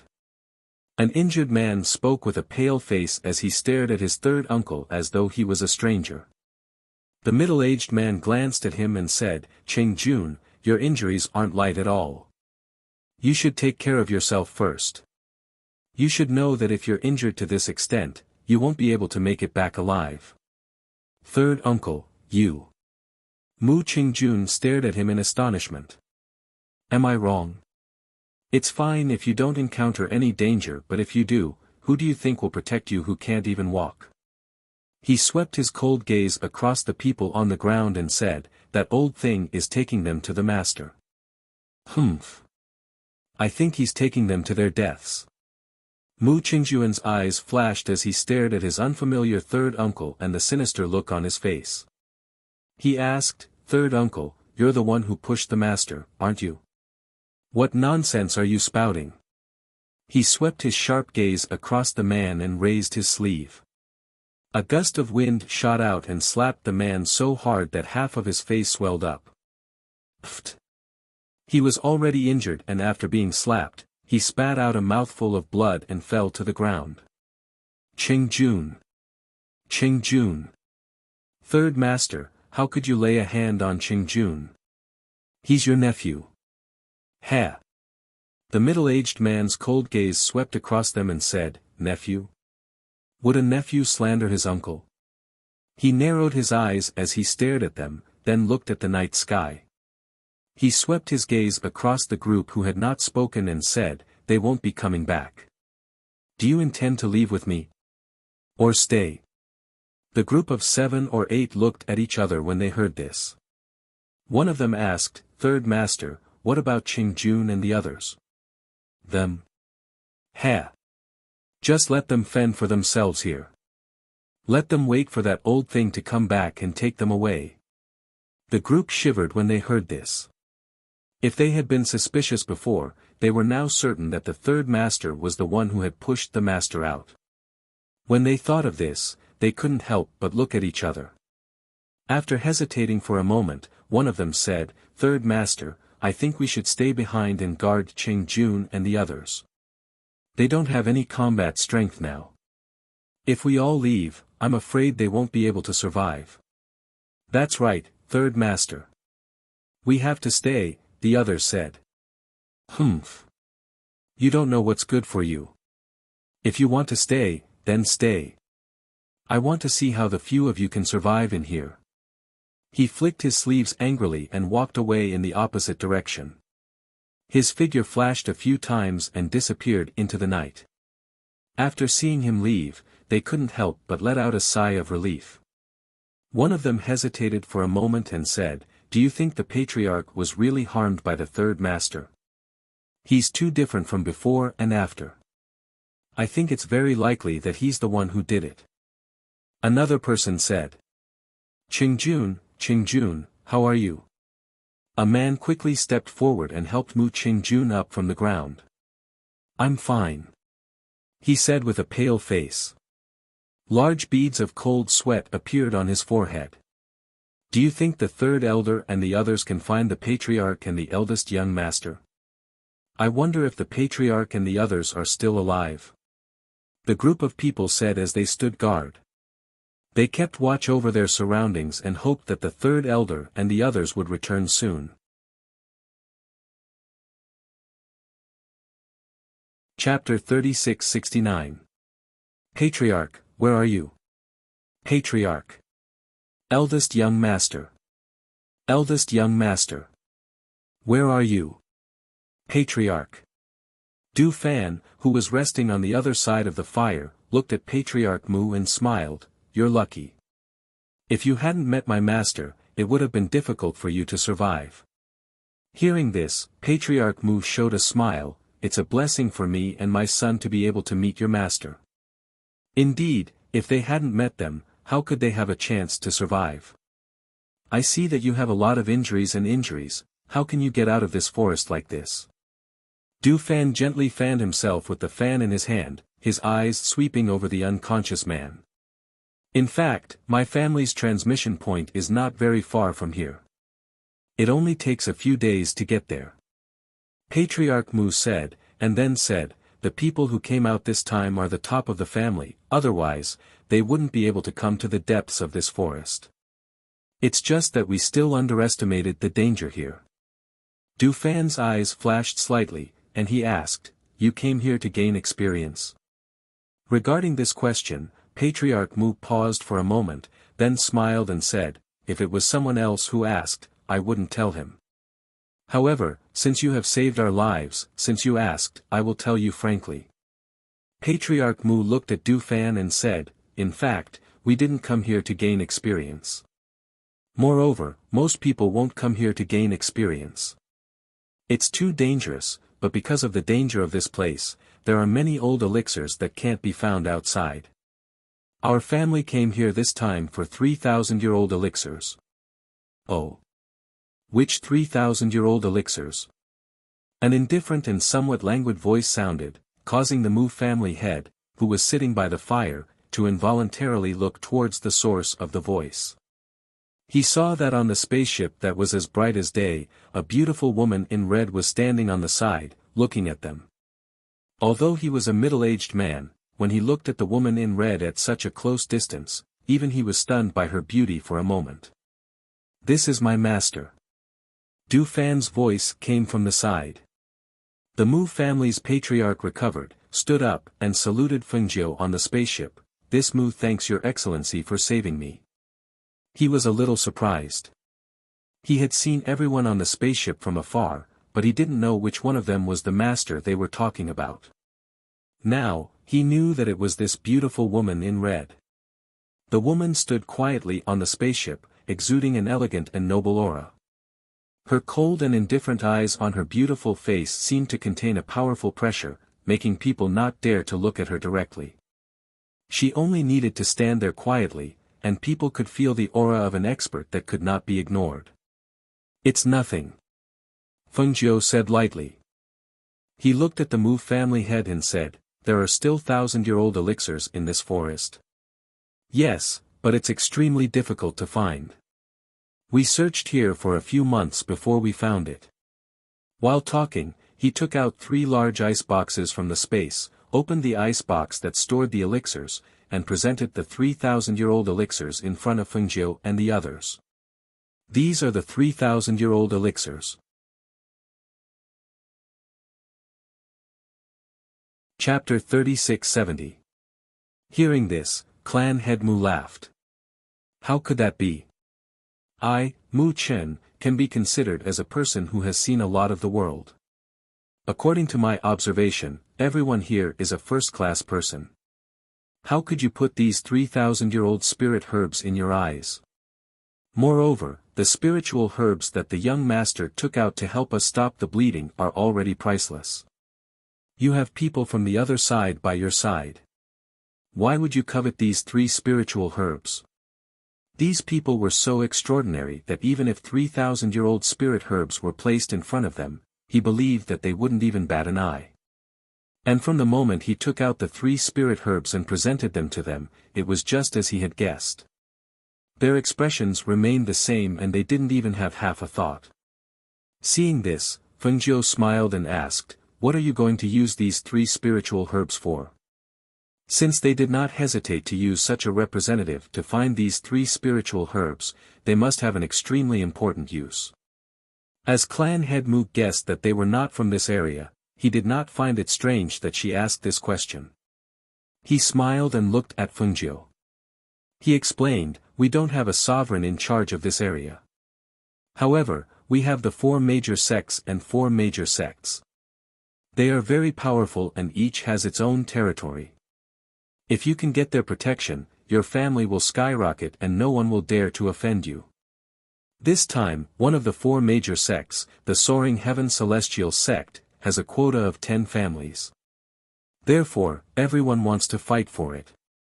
However, the condition to participate is to offer 3 millennium spiritual herbs, so that he did not continue, but Fengjiu and the others already understood.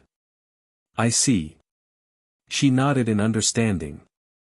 She felt that the 9 profound heavenly realm was really strange.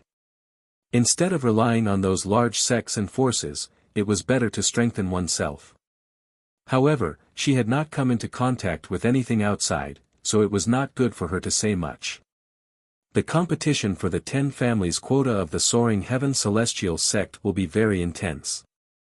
This competition will be a grand occasion. If you have time, you can come to the Soaring Heaven Celestial sect to take a look. As they were talking, they heard a faint call from afar. Clan head Mu could not help but be startled when he heard the call of the clan head. He quickly stood up.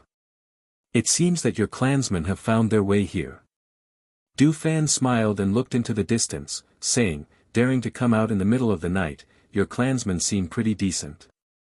The Mu family's patriarch put the 3 spiritual herbs back into his spatial ring and said to Du Fan, the Mu family's customs are strict, and everyone in the family is united as one. It's only natural that they would come looking for me. Oh.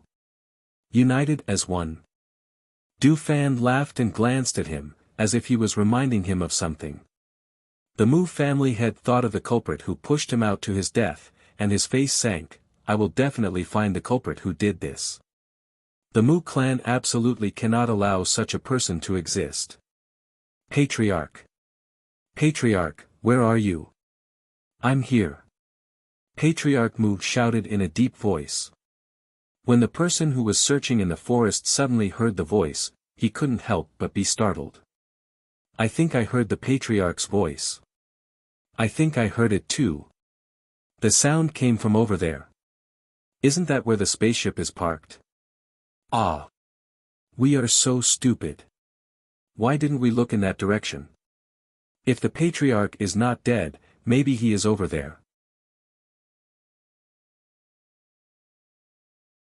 Chapter 3671. The Mu family head looked at the people coming towards them in the dark and couldn't help but smile. He shouted at them, I'm here.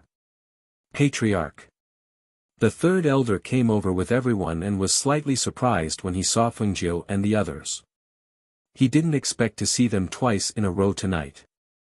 3rd elder, is everyone okay? The Mu family head asked. Seeing that only a few people came, it seemed that there were some people who didn't come. He thought that something happened to them. Patriarch, don't worry, everyone is fine. The 3rd elder said. His eyes fell on the Mu family head and the unconscious man, and asked, is the eldest young master seriously injured? The medicine has been applied, he just fainted, it's not a big deal. The Mu family head said, and then said to the crowd, we are also lucky, they happened to save us.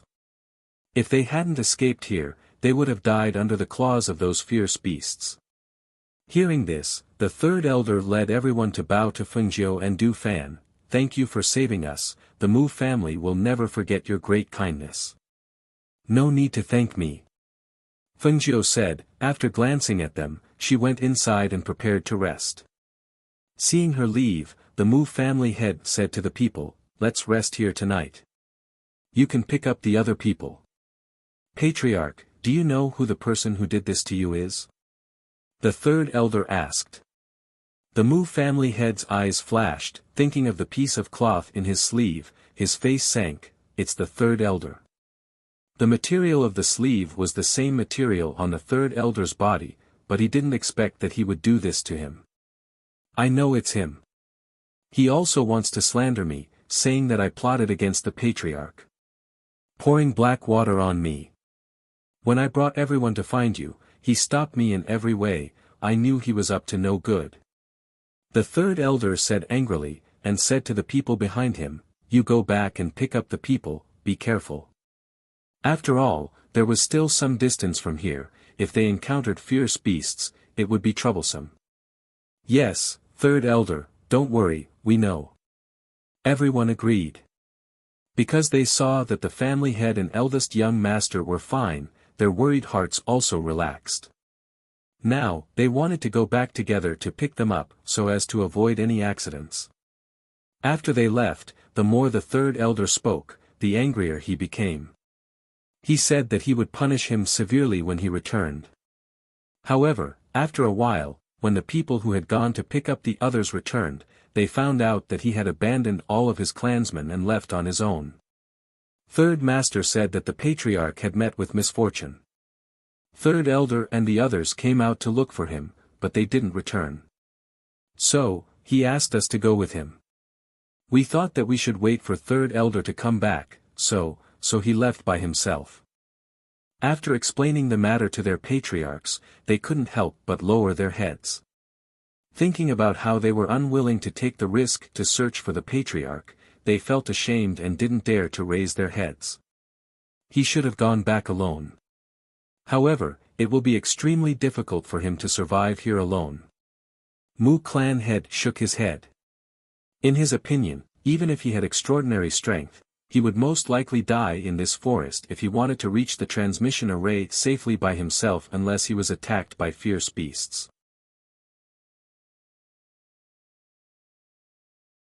Chapter 36-72. While the third elder was cursing, he did not know that the middle-aged man, who had left in the opposite direction, had turned back after walking for a distance. He had been hiding in the dark to observe the situation. It was only when he saw that his clansmen had returned that he realized that they had found the master and the others. When he realized that the master and the others were not dead, his heart was filled with resentment. He quietly followed them and saw that they were hiding in the spaceship. So that was how it was. No wonder they were still alive. Was it because they had those unfathomably powerful people protecting them? When he saw that they were all resting here, he had another idea. He took advantage of the darkness of the night to wander around, intending to lure the beasts and let them all die in the mouths of the beasts. However, he did not know that Du Fan and the others had sensed him the moment he approached them. They did not bat an eyelid and pretended not to notice him. However, in the darkness, Ying Yi had quietly appeared and stared at the middle-aged man. When he saw that the man was sprinkling medicine around the spaceship in an attempt to attract the beasts, a murderous intent flashed across his cold eyes. However, he did not make a move. Instead, he watched as the man attracted more than a dozen beasts with his medicine while he hid in the towering tree and watched. Because of their oppressive aura, the beasts were agitated by the stimulation of the medicine, but they still did not dare to approach and only wandered around in the surroundings. Ying Yi, who had watched this scene from the dark, quietly came behind the middle-aged man and kicked him down. Bang! Ah! The heavy kick caused a loud bang and the middle-aged man cried out in alarm. He lost his balance and fell from the tree, landing heavily on the ground. Because that kick was so heavy, it was as if he couldn't catch his breath, nor was he able to circulate his spiritual qi. But at this moment, when he fell, the vicious beasts all rushed over, opening their mouths and revealing their sharp teeth as they pounced on him. Roar! Roar! Hiss! Ah! Don't! Go away! The beasts' cries were accompanied by gasps of horror. The cries of alarm and screams pierced through the night and reached everyone's ears clearly. It's the third master's voice. The members of the Mu family were startled. Because they heard that sound, they immediately turned to look in a certain direction. Among the dense trees, they did not see the figure they wanted to see. They only heard the roar of the ferocious beast, as well as that familiar mournful cry. The Mu family head and the third elder looked at each other. The two of them raised their chi and jumped to a high place to watch. This time, they couldn't help but suck in a breath of cold air. He saw more than a dozen ferocious beasts surrounding him and biting him. He was kicked and rolled on the ground. Those ferocious beasts did not bite him to death. Instead, they played with him. Sometimes it would take deep bites, sometimes it would take shallow bites, biting him until his body was covered in blood and he screamed in pain. The thick smell of blood spread in the air until they saw one of his arms being torn off by a ferocious beast. That scene made their hearts turn cold. Especially the Mu clan head. He knew that if it weren't for the fact that the father and son had escaped by a fluke earlier, then it was very likely that they would have ended up like their third brother. Thus, even though his heart trembled slightly when he saw this scene, he still coldly watched. All of this was his own fault. He could not blame anyone else. Crack. Ah.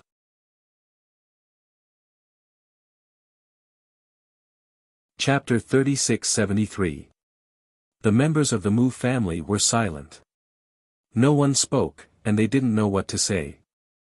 Du Fan glanced at them, then turned and walked back to the spaceship, leaving them alone. Ying Yi also quietly returned to the spaceship and told Leng Hua and the others about the man's actions. In the end, everyone nodded and said, "It's late, let's all rest." After drinking a little wine, everyone slept soundly that night. In addition, there was a barrier protecting the spaceship, so they were able to rest at ease. The next morning, Qin Xian and Bai Qingqing got up early to cook porridge for everyone.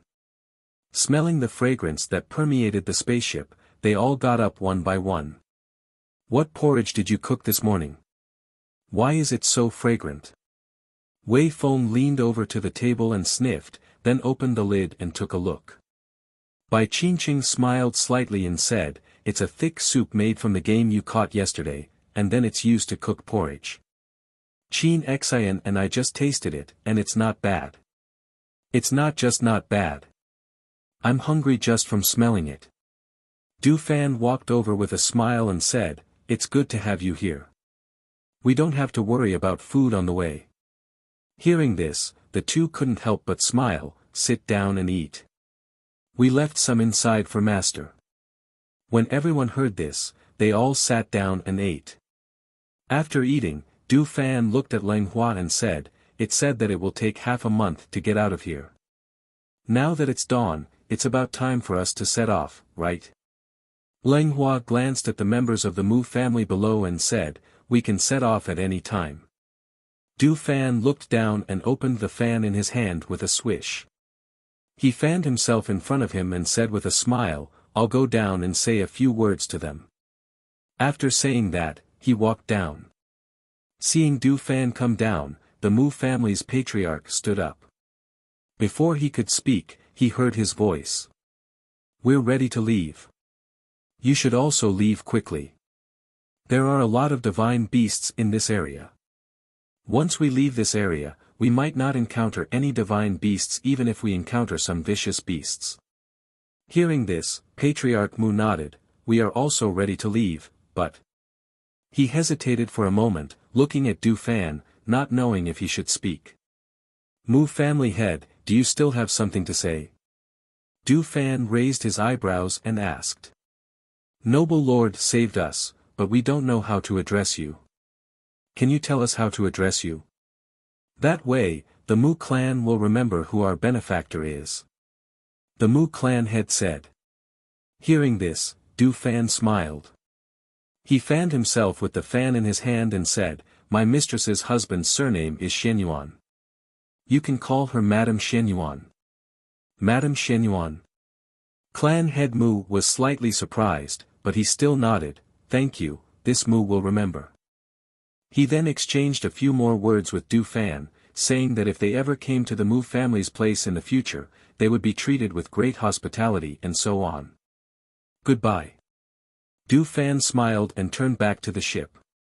Not long after, the ship slowly rose in front of the Mu clan's eyes. Watching them leave, the Mu family's patriarch turned around and said to everyone, "Let's go too. Try to get out of this area before dark today." "Yes." Everyone responded. Some supported the injured clansmen, and some carried the clansmen who couldn't walk. The group walked in the direction of their family's transmission array. Chapter 3674. Ah! Wei Feng looked at the flaming arrow flying towards them and let out a soft, ah, sound. Astonishment was written all over his face. The flaming arrow flew up but was bounced back when it came into contact with the barrier outside the spaceship. However, there were many more arrows flying towards them like rain. Are those people down there stupid? Luo Yu crossed his arms and leaned against the edge of the spaceship. He looked at the people shooting arrows below with a strange expression on his face. There's probably something wrong with their heads. Fan Lin smiled and looked at the scene below. Which normal person would attack a huge spaceship like theirs? Furthermore, they didn't stop after seeing the arrows being bounced back. Instead, they increased the force of their shots. I can't see clearly because of the leaves, but I can faintly see human figures. They don't look like mercenaries. Du Fan fanned himself and glanced down. No one stopped those people from shooting because to them, this scene was like a child smashing a rock with an egg. It couldn't hurt them and only hurt themselves. Look over there. There's a large empty space over there. Let's go there and rest. Hui Lang pointed at a piece of flat land about a kilometer in front of them. There was no cover there and it was suitable for their spaceship to land. All right. Everyone agreed and headed in that direction. When they landed the spaceship, they didn't see their master come out of the cabin. Fan Lin couldn't help but look at Ling Shuang and ask, "Master has been inside all day. Do you want to go in and take a look?" Ling Shuang glanced at him and said, "Master said that she's cultivating. Don't disturb her.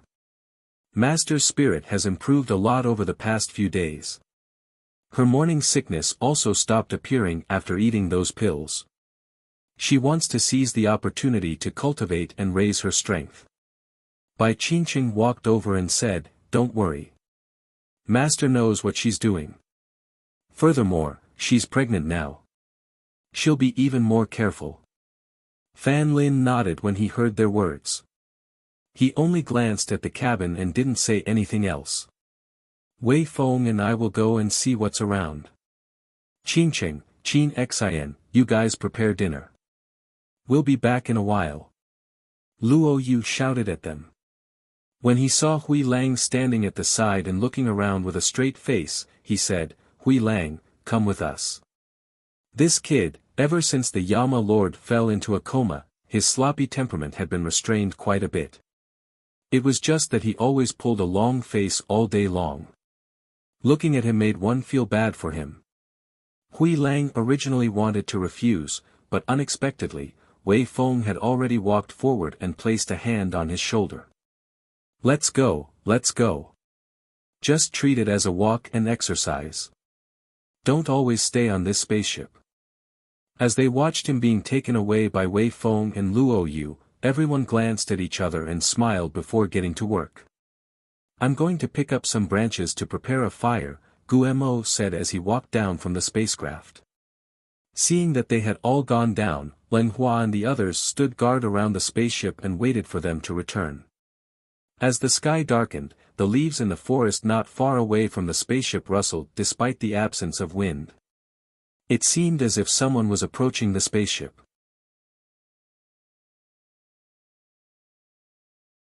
Chapter 3675. Who are these people? Why are they dressed like this? Luo Yu looked at the 100 people in surprise. All of them were barefooted and wrapped in beast skin.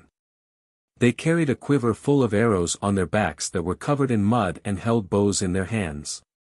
They were quietly approaching their spaceship with cat-like footsteps. Wei Feng stared at those people for a while and said with a strange expression, they seem to be the idiots who shot our spaceship with arrows earlier. They're not idiots. Hui Lang stared at those people with a cold face and said, they should be savages living in the forest, also known as beastmen. Master mentioned before that savages aren't scary, but beastmen have to be careful. Their explosive power is extremely strong.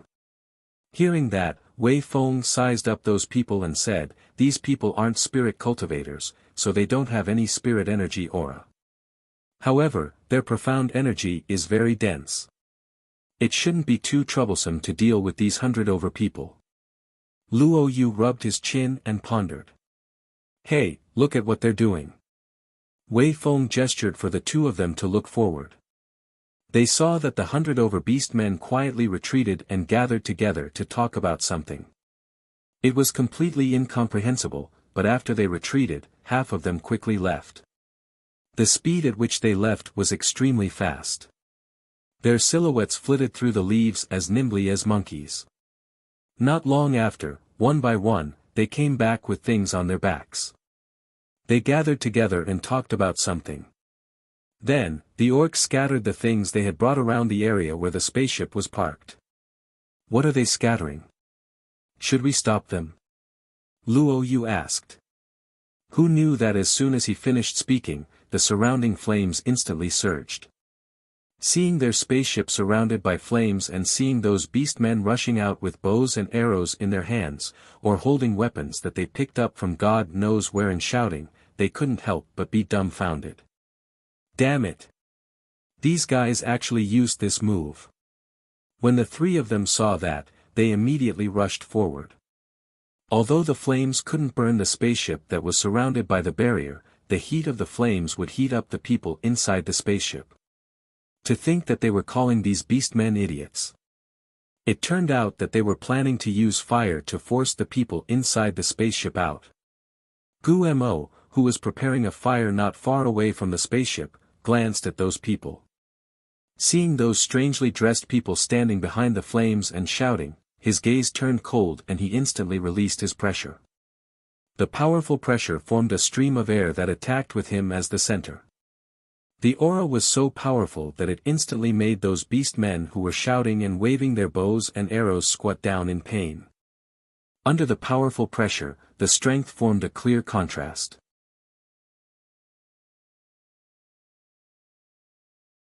Chapter 3676. Ah! Cries of alarm rang out as everyone was sent flying. Their bodies heavily smashed into the trees in the distance and rolled onto the ground. All of them spat out blood as they looked at the people standing there in shock. A wolf. One of them howled like a wolf. The orcs that had fallen to the ground quickly jumped up as if they weren't injured and quickly fled. Seeing their figures quickly leave, Wei Feng couldn't help but be surprised, the bodies of these orcs are actually so tough. After receiving that attack that contained pressure, they can still be so nimble. They probably won't dare to come again. Let's prepare for dinner. As Luo Yu spoke, he prepared the game that he had hunted and roasted it over the fire. Feng Jiu, who was cultivating in the space, didn't know what was happening outside. She was calmly cultivating and consolidating her current cultivation. During this period of cultivation, she realized that because her strength had plummeted, it was difficult for her to improve. At the very least, her strength wouldn't be able to advance in a short period of time. However, she could use this period of time to consolidate her strength and wait for a suitable opportunity to advance in the future. The green lotus in her body no longer surged with vitality because of that battle. It had formed a bud as if it was in the process of self-recovery. Because she couldn't use the green lotus chi, she was a little worried. This was because although the aura in Xianyuan Moza's body had been suppressed, it would be difficult for him to wake up as long as the black lotus chi was not removed. However, to remove the black lotus chi that had already penetrated deep into his bones, one could imagine how difficult it would be. She had once read in an ancient record that if she could find an ancient golden lotus, she might be able to use the power of the ancient golden lotus to disperse the black lotus chi in his body. However, she didn't have any clue as to where the ancient golden lotus was.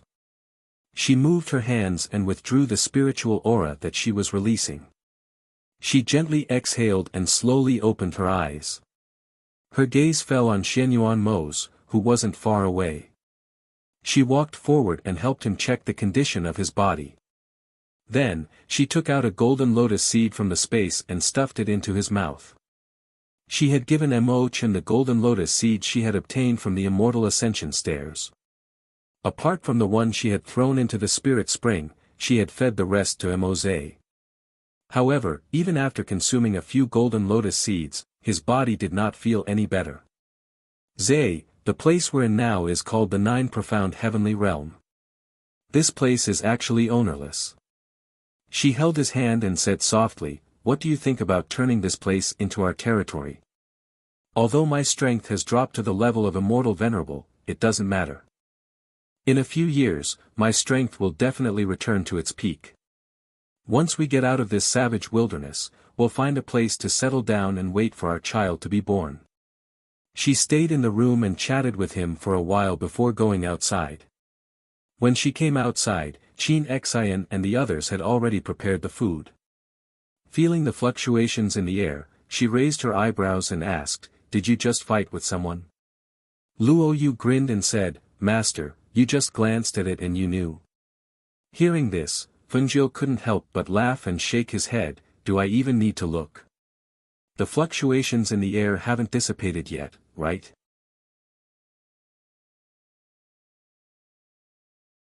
Chapter 3677. We'll only rest here for one night. As long as they don't offend us, we won't kill them. Fengjiu slowly walked to the table and sat down, saying, "We should be out of this forest in a few days. After dinner, let's discuss what to do next." Hearing this, everyone agreed and sat down to eat. After dinner, Feng Nine told them about the arrangements after leaving the desolate ominous land. In the end, she said, "Choose a town to settle down and let me wait for delivery. During this period, I won't care about other things, but you must quickly gain a foothold in this place and make a name for yourself. Besides, you must collect information and other things. You must do everything one by one. Master, don't worry. Leave these things to us. We've been discussing these days and have already come up with a plan." Du Fan smiled. "Oh. What plan? Tell me about it." Fengjiu sat on the soft couch and drank tea. "Actually, with the strength of each of us, it's easy to make a name for ourselves here. However, after some discussion, we feel that since the four major sects and the four major sects are the leaders here, we can form our own forces and develop other side businesses in one direction to quickly infiltrate all parts of the continent." Hearing this, Luo Yu also said, "Originally, we were thinking of sending some people to infiltrate those sects to establish a foothold. However, after thinking about it, we feel that instead of going to those sects, it's better for us to do our old business. It's probably more suitable for us." Hearing him mention his old profession, Fengjiu couldn't help but smile and squint at him. "Oh. Then, what's your old business?" "Hee hee, killing people." Everyone smiled at each other and said in unison. Fengjiu glanced at them and took a sip of tea, saying, "Then let's call ourselves Yan Dian. However, you should know the rules." We know. According to the old rules, either we don't accept the mission or we have to complete it once we accept it. Moreover, we can't kill the innocent. We all know that." Everyone agreed. Roar. Roar. Suddenly, a roar rang out in the night. It sounded like the roar of a beast, but it also sounded like the roar of a human.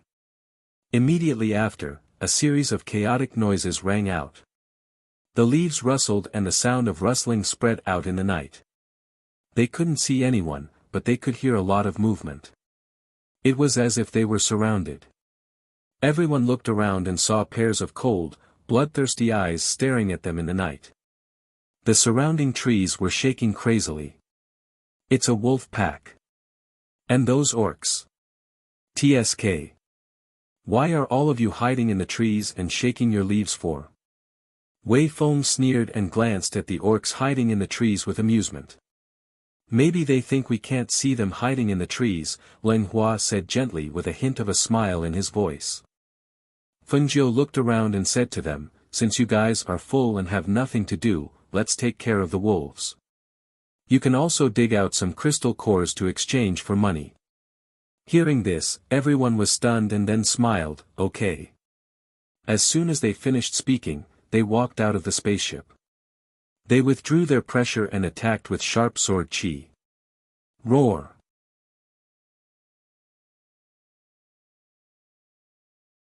Chapter 3678. Twins. It was already hard enough for a woman to bear one child. But now, Master was pregnant with two. They couldn't imagine how hard it was for a mother to bear two children. Don't worry. Listen to me first.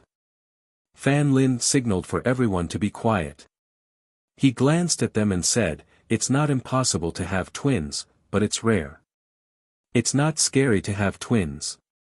As long as you take good care of them, there won't be any danger. However, this is Master's first child. We have to be careful. He thought for a while and looked at Qin Xian, saying, from tomorrow onwards, you will learn some medical skills from me. When Master gives birth, you can help her. Qin Xian replied, okay. Qingqing, we have to adjust Master's diet. After we get out of here and find a place to settle down, I'll adjust the diet again. Fan Lin looked at Bai Qingqing and said. Bai Qingqing also responded. Prepare the midwife first. Don't worry too much. Just take care of Master as usual. After explaining to everyone, he dismissed them. He wanted to see Master, but he thought that Master might have fallen asleep, so he gave up. After about half a month in the savage wilderness, they finally got out of this place. When they got out of the forest behind them, they looked back. It was still the mysterious forest with layers of mountains. After the group of people arrived outside, they put away the airship and used the spirit deer carriage to travel. They traveled all the way until they arrived at a small town in the evening. Most of the people in this remote town were local people. There were also some mercenaries and individual cultivators who passed by to rest. Therefore, when Fengjiu's spirit deer carriage slowly entered the town, almost everyone's eyes fell on the purple gold spirit deer carriage and the handsome men and beautiful women around it. What carriage is this? Is that a deer? What carriage? That's a spirit deer. But these two spirit deer are so special. I've never seen this breed before. Look at the antlers, they're so beautiful. Hey, the woman sitting in the carriage is also beautiful. Look at her face and her figure. TSK, she's really good. Sun Lao San, you better put away that perverted look of yours. These people are not ordinary people. How dare you show your lecherous look to them? Aren't you afraid of getting into trouble? Hearing this, the man glanced at the spirit deer carriage again. Indeed, as the old man said, none of these people were ordinary people. He didn't dare to stare at the women and just took a big bite of the flatbread. TSK. Sun Lao San, what kind of women? Women are all like that. He snorted and turned, knowing fear is a good thing, not knowing fear is a bad thing. The old man smoked his hookah, glanced at the laughing man, then glanced at the spirit deer carriage, and whispered, looking at this style, I guess they are also from a big family. We can't afford to offend them, so we have to hide. Wei Feng and Luo Yu, who went to scout ahead, returned not long later. They came to the side of the spirit deer carriage and said, Master, we've booked the inn ahead. Let's rest here tonight.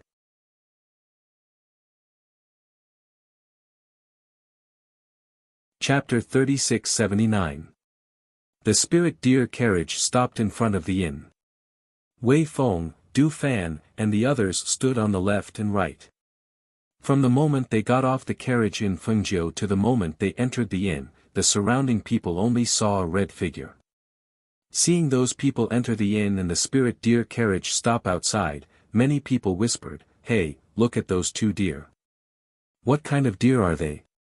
Why are they purple gold? Didn't I say I've never seen this kind of deer?"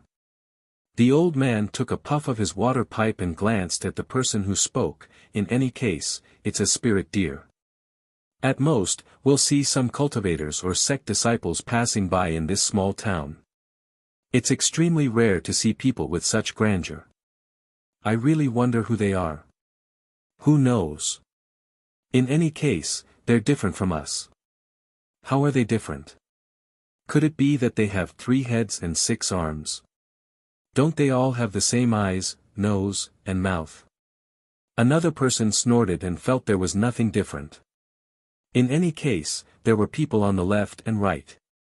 The old man, taking a puff of his water pipe, narrowed his eyes and smiled as he glanced at that person and said, "They don't have 3 heads and 6 arms. However, with a single glance, you can tell they're not ordinary. So what if they have the same eyes, nose, and mouth? This is called different people having different lives." After being choked like this, the man didn't say anything. Just as he withdrew his gaze, he saw another group of people enter the small town. Looking at the men and women wearing the same robes, he pulled on the old man's clothes. "Hey, old man, look, another group has come. This group doesn't look like they're from a noble family, right?" The old man, taking a puff of his water pipe, turned around and glanced at the robes of those people with narrowed eyes. Then, he withdrew his gaze and fiddled with his water pipe. "You don't believe me when I say you haven't seen the world. These people aren't from a noble family, but the robes they're wearing are from a sect. It seems like they're disciples from a sect." "Sect disciples?" The man's eyes lit up and he hurriedly asked, "Which sect's disciples are they from?" "You're asking me, but who am I supposed to ask?" The old man slapped his hand away. Go, go, go. Don't keep pestering this old man. I don't have time to talk to you."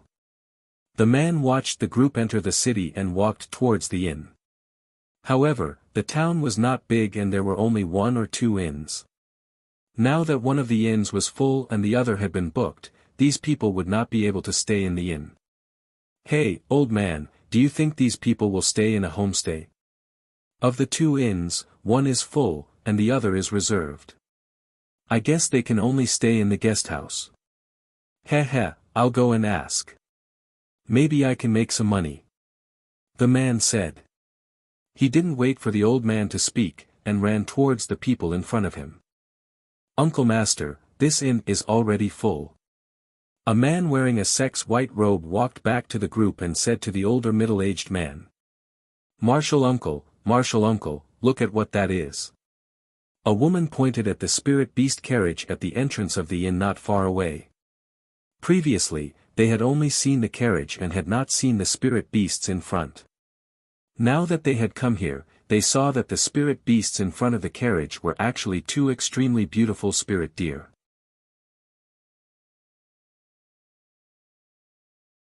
Chapter 3680. The middle-aged man looked in the direction the disciple pointed. He saw that the inn was blocked by the spirit beast carriage, so he couldn't see the sign of the inn. However, there was no doubt that it was an inn. As for the spirit beast carriage at the entrance, there were 2 purplish gold spirit deer. When he saw the 2 spirit deer, his eyes flashed, and an extremely fast light flashed in his eyes. These were purple gold spirit deer. The extremely rare purple gold spirit deer. The purple gold spirit deer was a treasure, but such a rare purple gold spirit deer was being used as a spirit beast to pull a carriage. What a waste! He. A man rubbed his hands together and bowed with a smile on his face as he walked in front of these people. He looked at these white-robed sect disciples and tried his best to show a friendly smile. However, before he could speak, a disciple reprimanded him. "What are you doing?" With a shout, he raised the sword in his hand and held it in front of the man, not allowing him to come any closer. Don't misunderstand. The man waved his hand and smiled. "It's like this. I wanted to ask if the immortals would like to stay at my place for the night." My house has an empty courtyard across from here. It's very close and the courtyard is quite big. It's enough for you guys to stay. The middle-aged man frowned and calmly said, "No need." Seeing that they were all looking at the inn not far away, the man rubbed his hands and smiled. "Immortal, you don't need to look at that inn. It has already been booked by someone else. Our town isn't big and there are only 2 inns. If you guys don't stay at the inn, you'll have to sleep on the streets tonight." Hearing this, the middle-aged man frowned and glanced at him. Without saying anything, he waved his sleeves and led everyone to the inn in front. "Hey, Immortal, do you want to stay at my house? My house is much cheaper than staying at the inn." The man was still shouting, but they didn't even look back. He couldn't help but spit on the ground. He waved his sleeve and muttered, "Let's see where you guys will stay tonight. If you come to my house again, the price will be much higher than before. These spirit deer are really beautiful." A female disciple saw the 2 spirit deer and couldn't help but reach out to touch them. However, before her hand could touch the spirit deer, she was bounced back by a force. "Ah!" the female disciple exclaimed and took a few steps back. Fortunately, she was supported by the disciple behind her. "Be careful." The male disciple supported the woman. After she stood up, he looked ahead and couldn't help but be surprised. There's a barrier around the spirit deer carriage, and it's an invisible barrier. If they hadn't touched it, they wouldn't have felt the existence of the spirit deer chariot. Obviously, the person who set up the spirit deer chariot didn't want anyone to touch it, so he set up the spirit deer chariot. However, what kind of strength did he have to be able to set up such an invisible spirit deer chariot? "Martial uncle, who are the people in there?" "In our sect, if it's not a peak master or above, I'm afraid it can't be used, right?" a man asked in a low voice. He was very curious about the people living in the inn. Seeing this, the middle-aged man looked a little more dignified. He nodded and said, "Yes, ordinary people can't set up such an invisible barrier."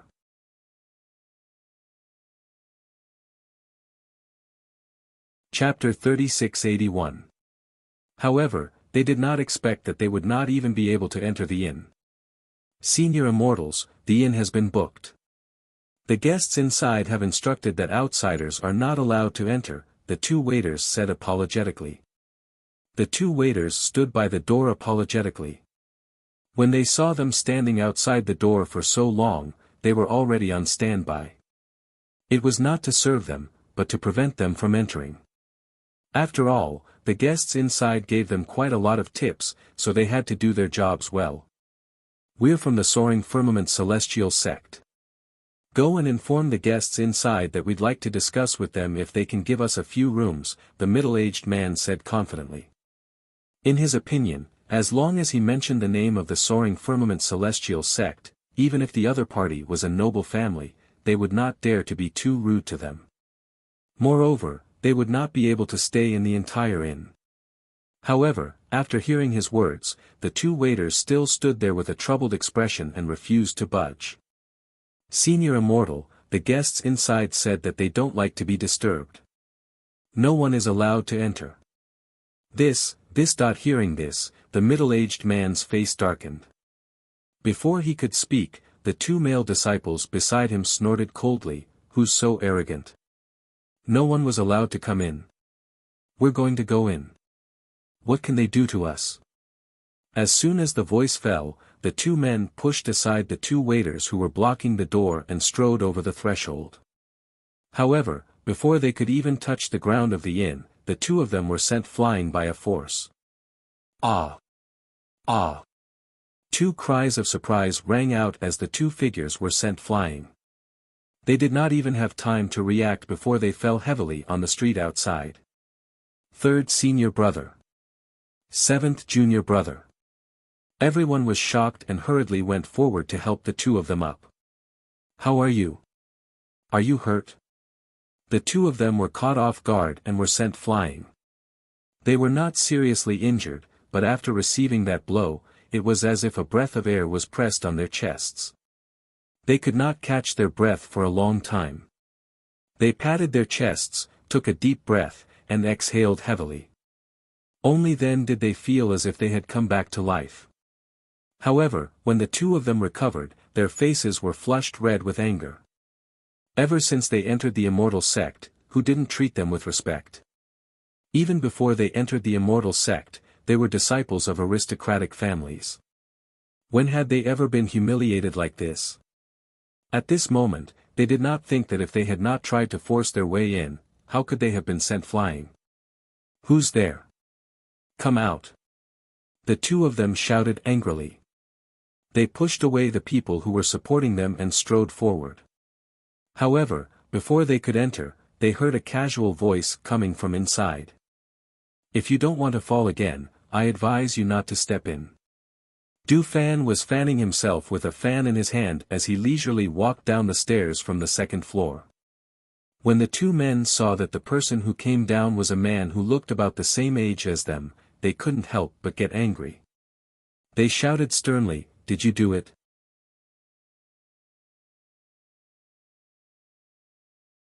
Chapter 3682. The waiter came back to his senses and quickly said, "I'll go to the kitchen right away." With that, he left one of them in front while the other quickly went to the kitchen at the back. The innkeeper noticed that the atmosphere in the inn seemed to be at daggers drawn and could not help but gulp nervously. Those people were from the sect and the guests in the inn seemed to have extraordinary backgrounds as well. It would be best if both parties did not start a fight. Otherwise, he was afraid that he would not be able to keep his inn. Seeing that they were being ignored, the two disciples from the sect could not help but clench their fists. Just as they were about to step forward, they were stopped by their uncle master. The middle-aged man raised his hand to stop the two who were about to enter. At the same time, he shot them a warning glance. After seeing that they had lowered their heads and retreated unwillingly, he then looked at the man who was sitting inside with his legs crossed and gently fanning himself with a fan. He smiled and cupped his fists as he asked, "How should I address you, sir?" Du Fan did not look at him. Instead, he called out to the waiter who was waiting by the side, "Waiter, bring a jug of wine and a few side dishes." "Yes, yes." The waiter quickly responded and quickly went to get the wine. He then went into the kitchen and brought 2 side dishes to go with the wine.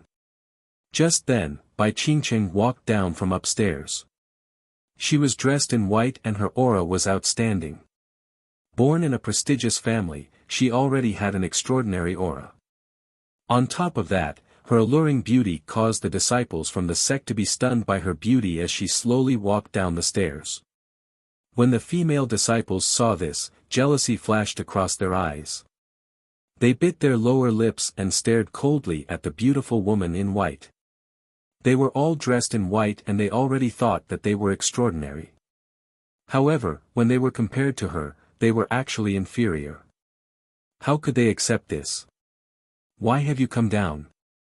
Du Fan looked at Bai Qingcheng. "I came down to see if the dishes are ready." As she spoke, she merely glanced at those people indifferently and walked towards the kitchen. Not long after, she carried a tray with a few dishes that had just been cooked and went upstairs.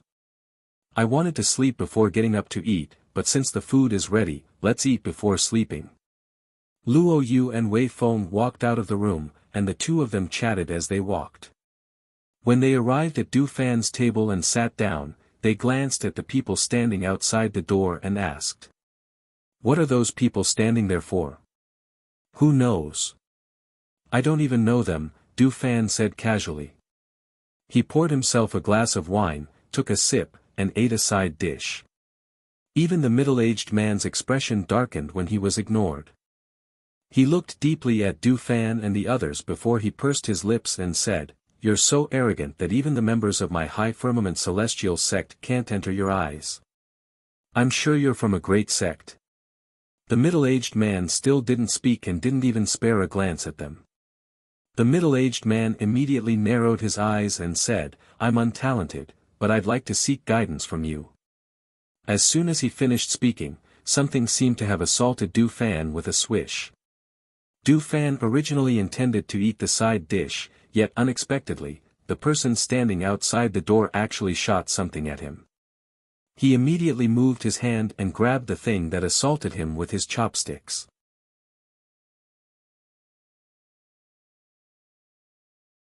Chapter 3683. The innkeeper, who had been sitting behind the counter, saw the jade token and felt his legs go soft. He glanced at the middle-aged man and quickly said to Du Fan, "Young master, this is a challenge token. It's for a challenge." "Oh. Challenge token?" Du Fan looked at the plate in surprise, then looked at the middle-aged man. He raised his eyebrows and smiled. "You want to challenge me?" "That's right." The middle-aged man stood with his hands behind his back. He looked confident. But I don't have time to play with you." As Du Fan spoke, he flung the chopsticks that were holding the jade tablet towards the middle-aged man. His speed was so fast that the middle-aged man could not help but take a step back before he could catch the jade tablet. As he held the jade token in his hand, the force from the blow caused his palm to go numb. The pain caused sweat to seep out of his forehead. However, his hand still tightly held onto the jade token and did not loosen his grip. His eyes were also staring intently at Du Fan. "How dare you!" The two male disciples standing next to the middle-aged man shouted. They were ready to draw their swords. "Back down!" The middle-aged man shouted and looked at the two disciples warningly. Then, he looked at Du Fan. "I'm Zhou Qingxiong from the High Firmament Celestial Sect.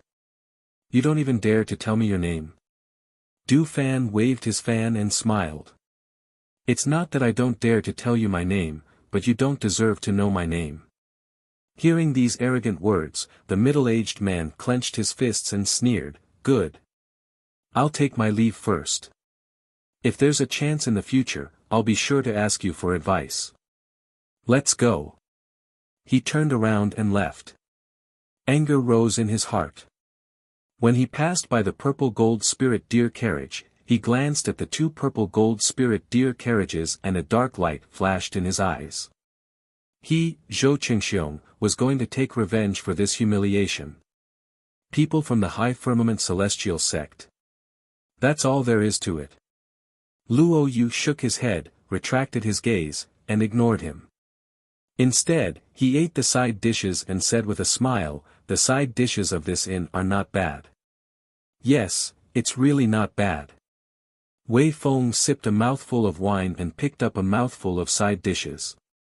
Obviously, he didn't take those people from the Soaring Firmament Immortal Sect seriously. Du Fan looked at the two of them and asked, "Where are they? Aren't you coming down to eat?" "Fan Lin is teaching Qin Xian. Seeing how busy they are, I don't think they will come down to eat. The others seem to be lying down. I saw Hui Lang in the backyard just now, but I don't see him coming. Lang Hua and Lang Xuan are with Master.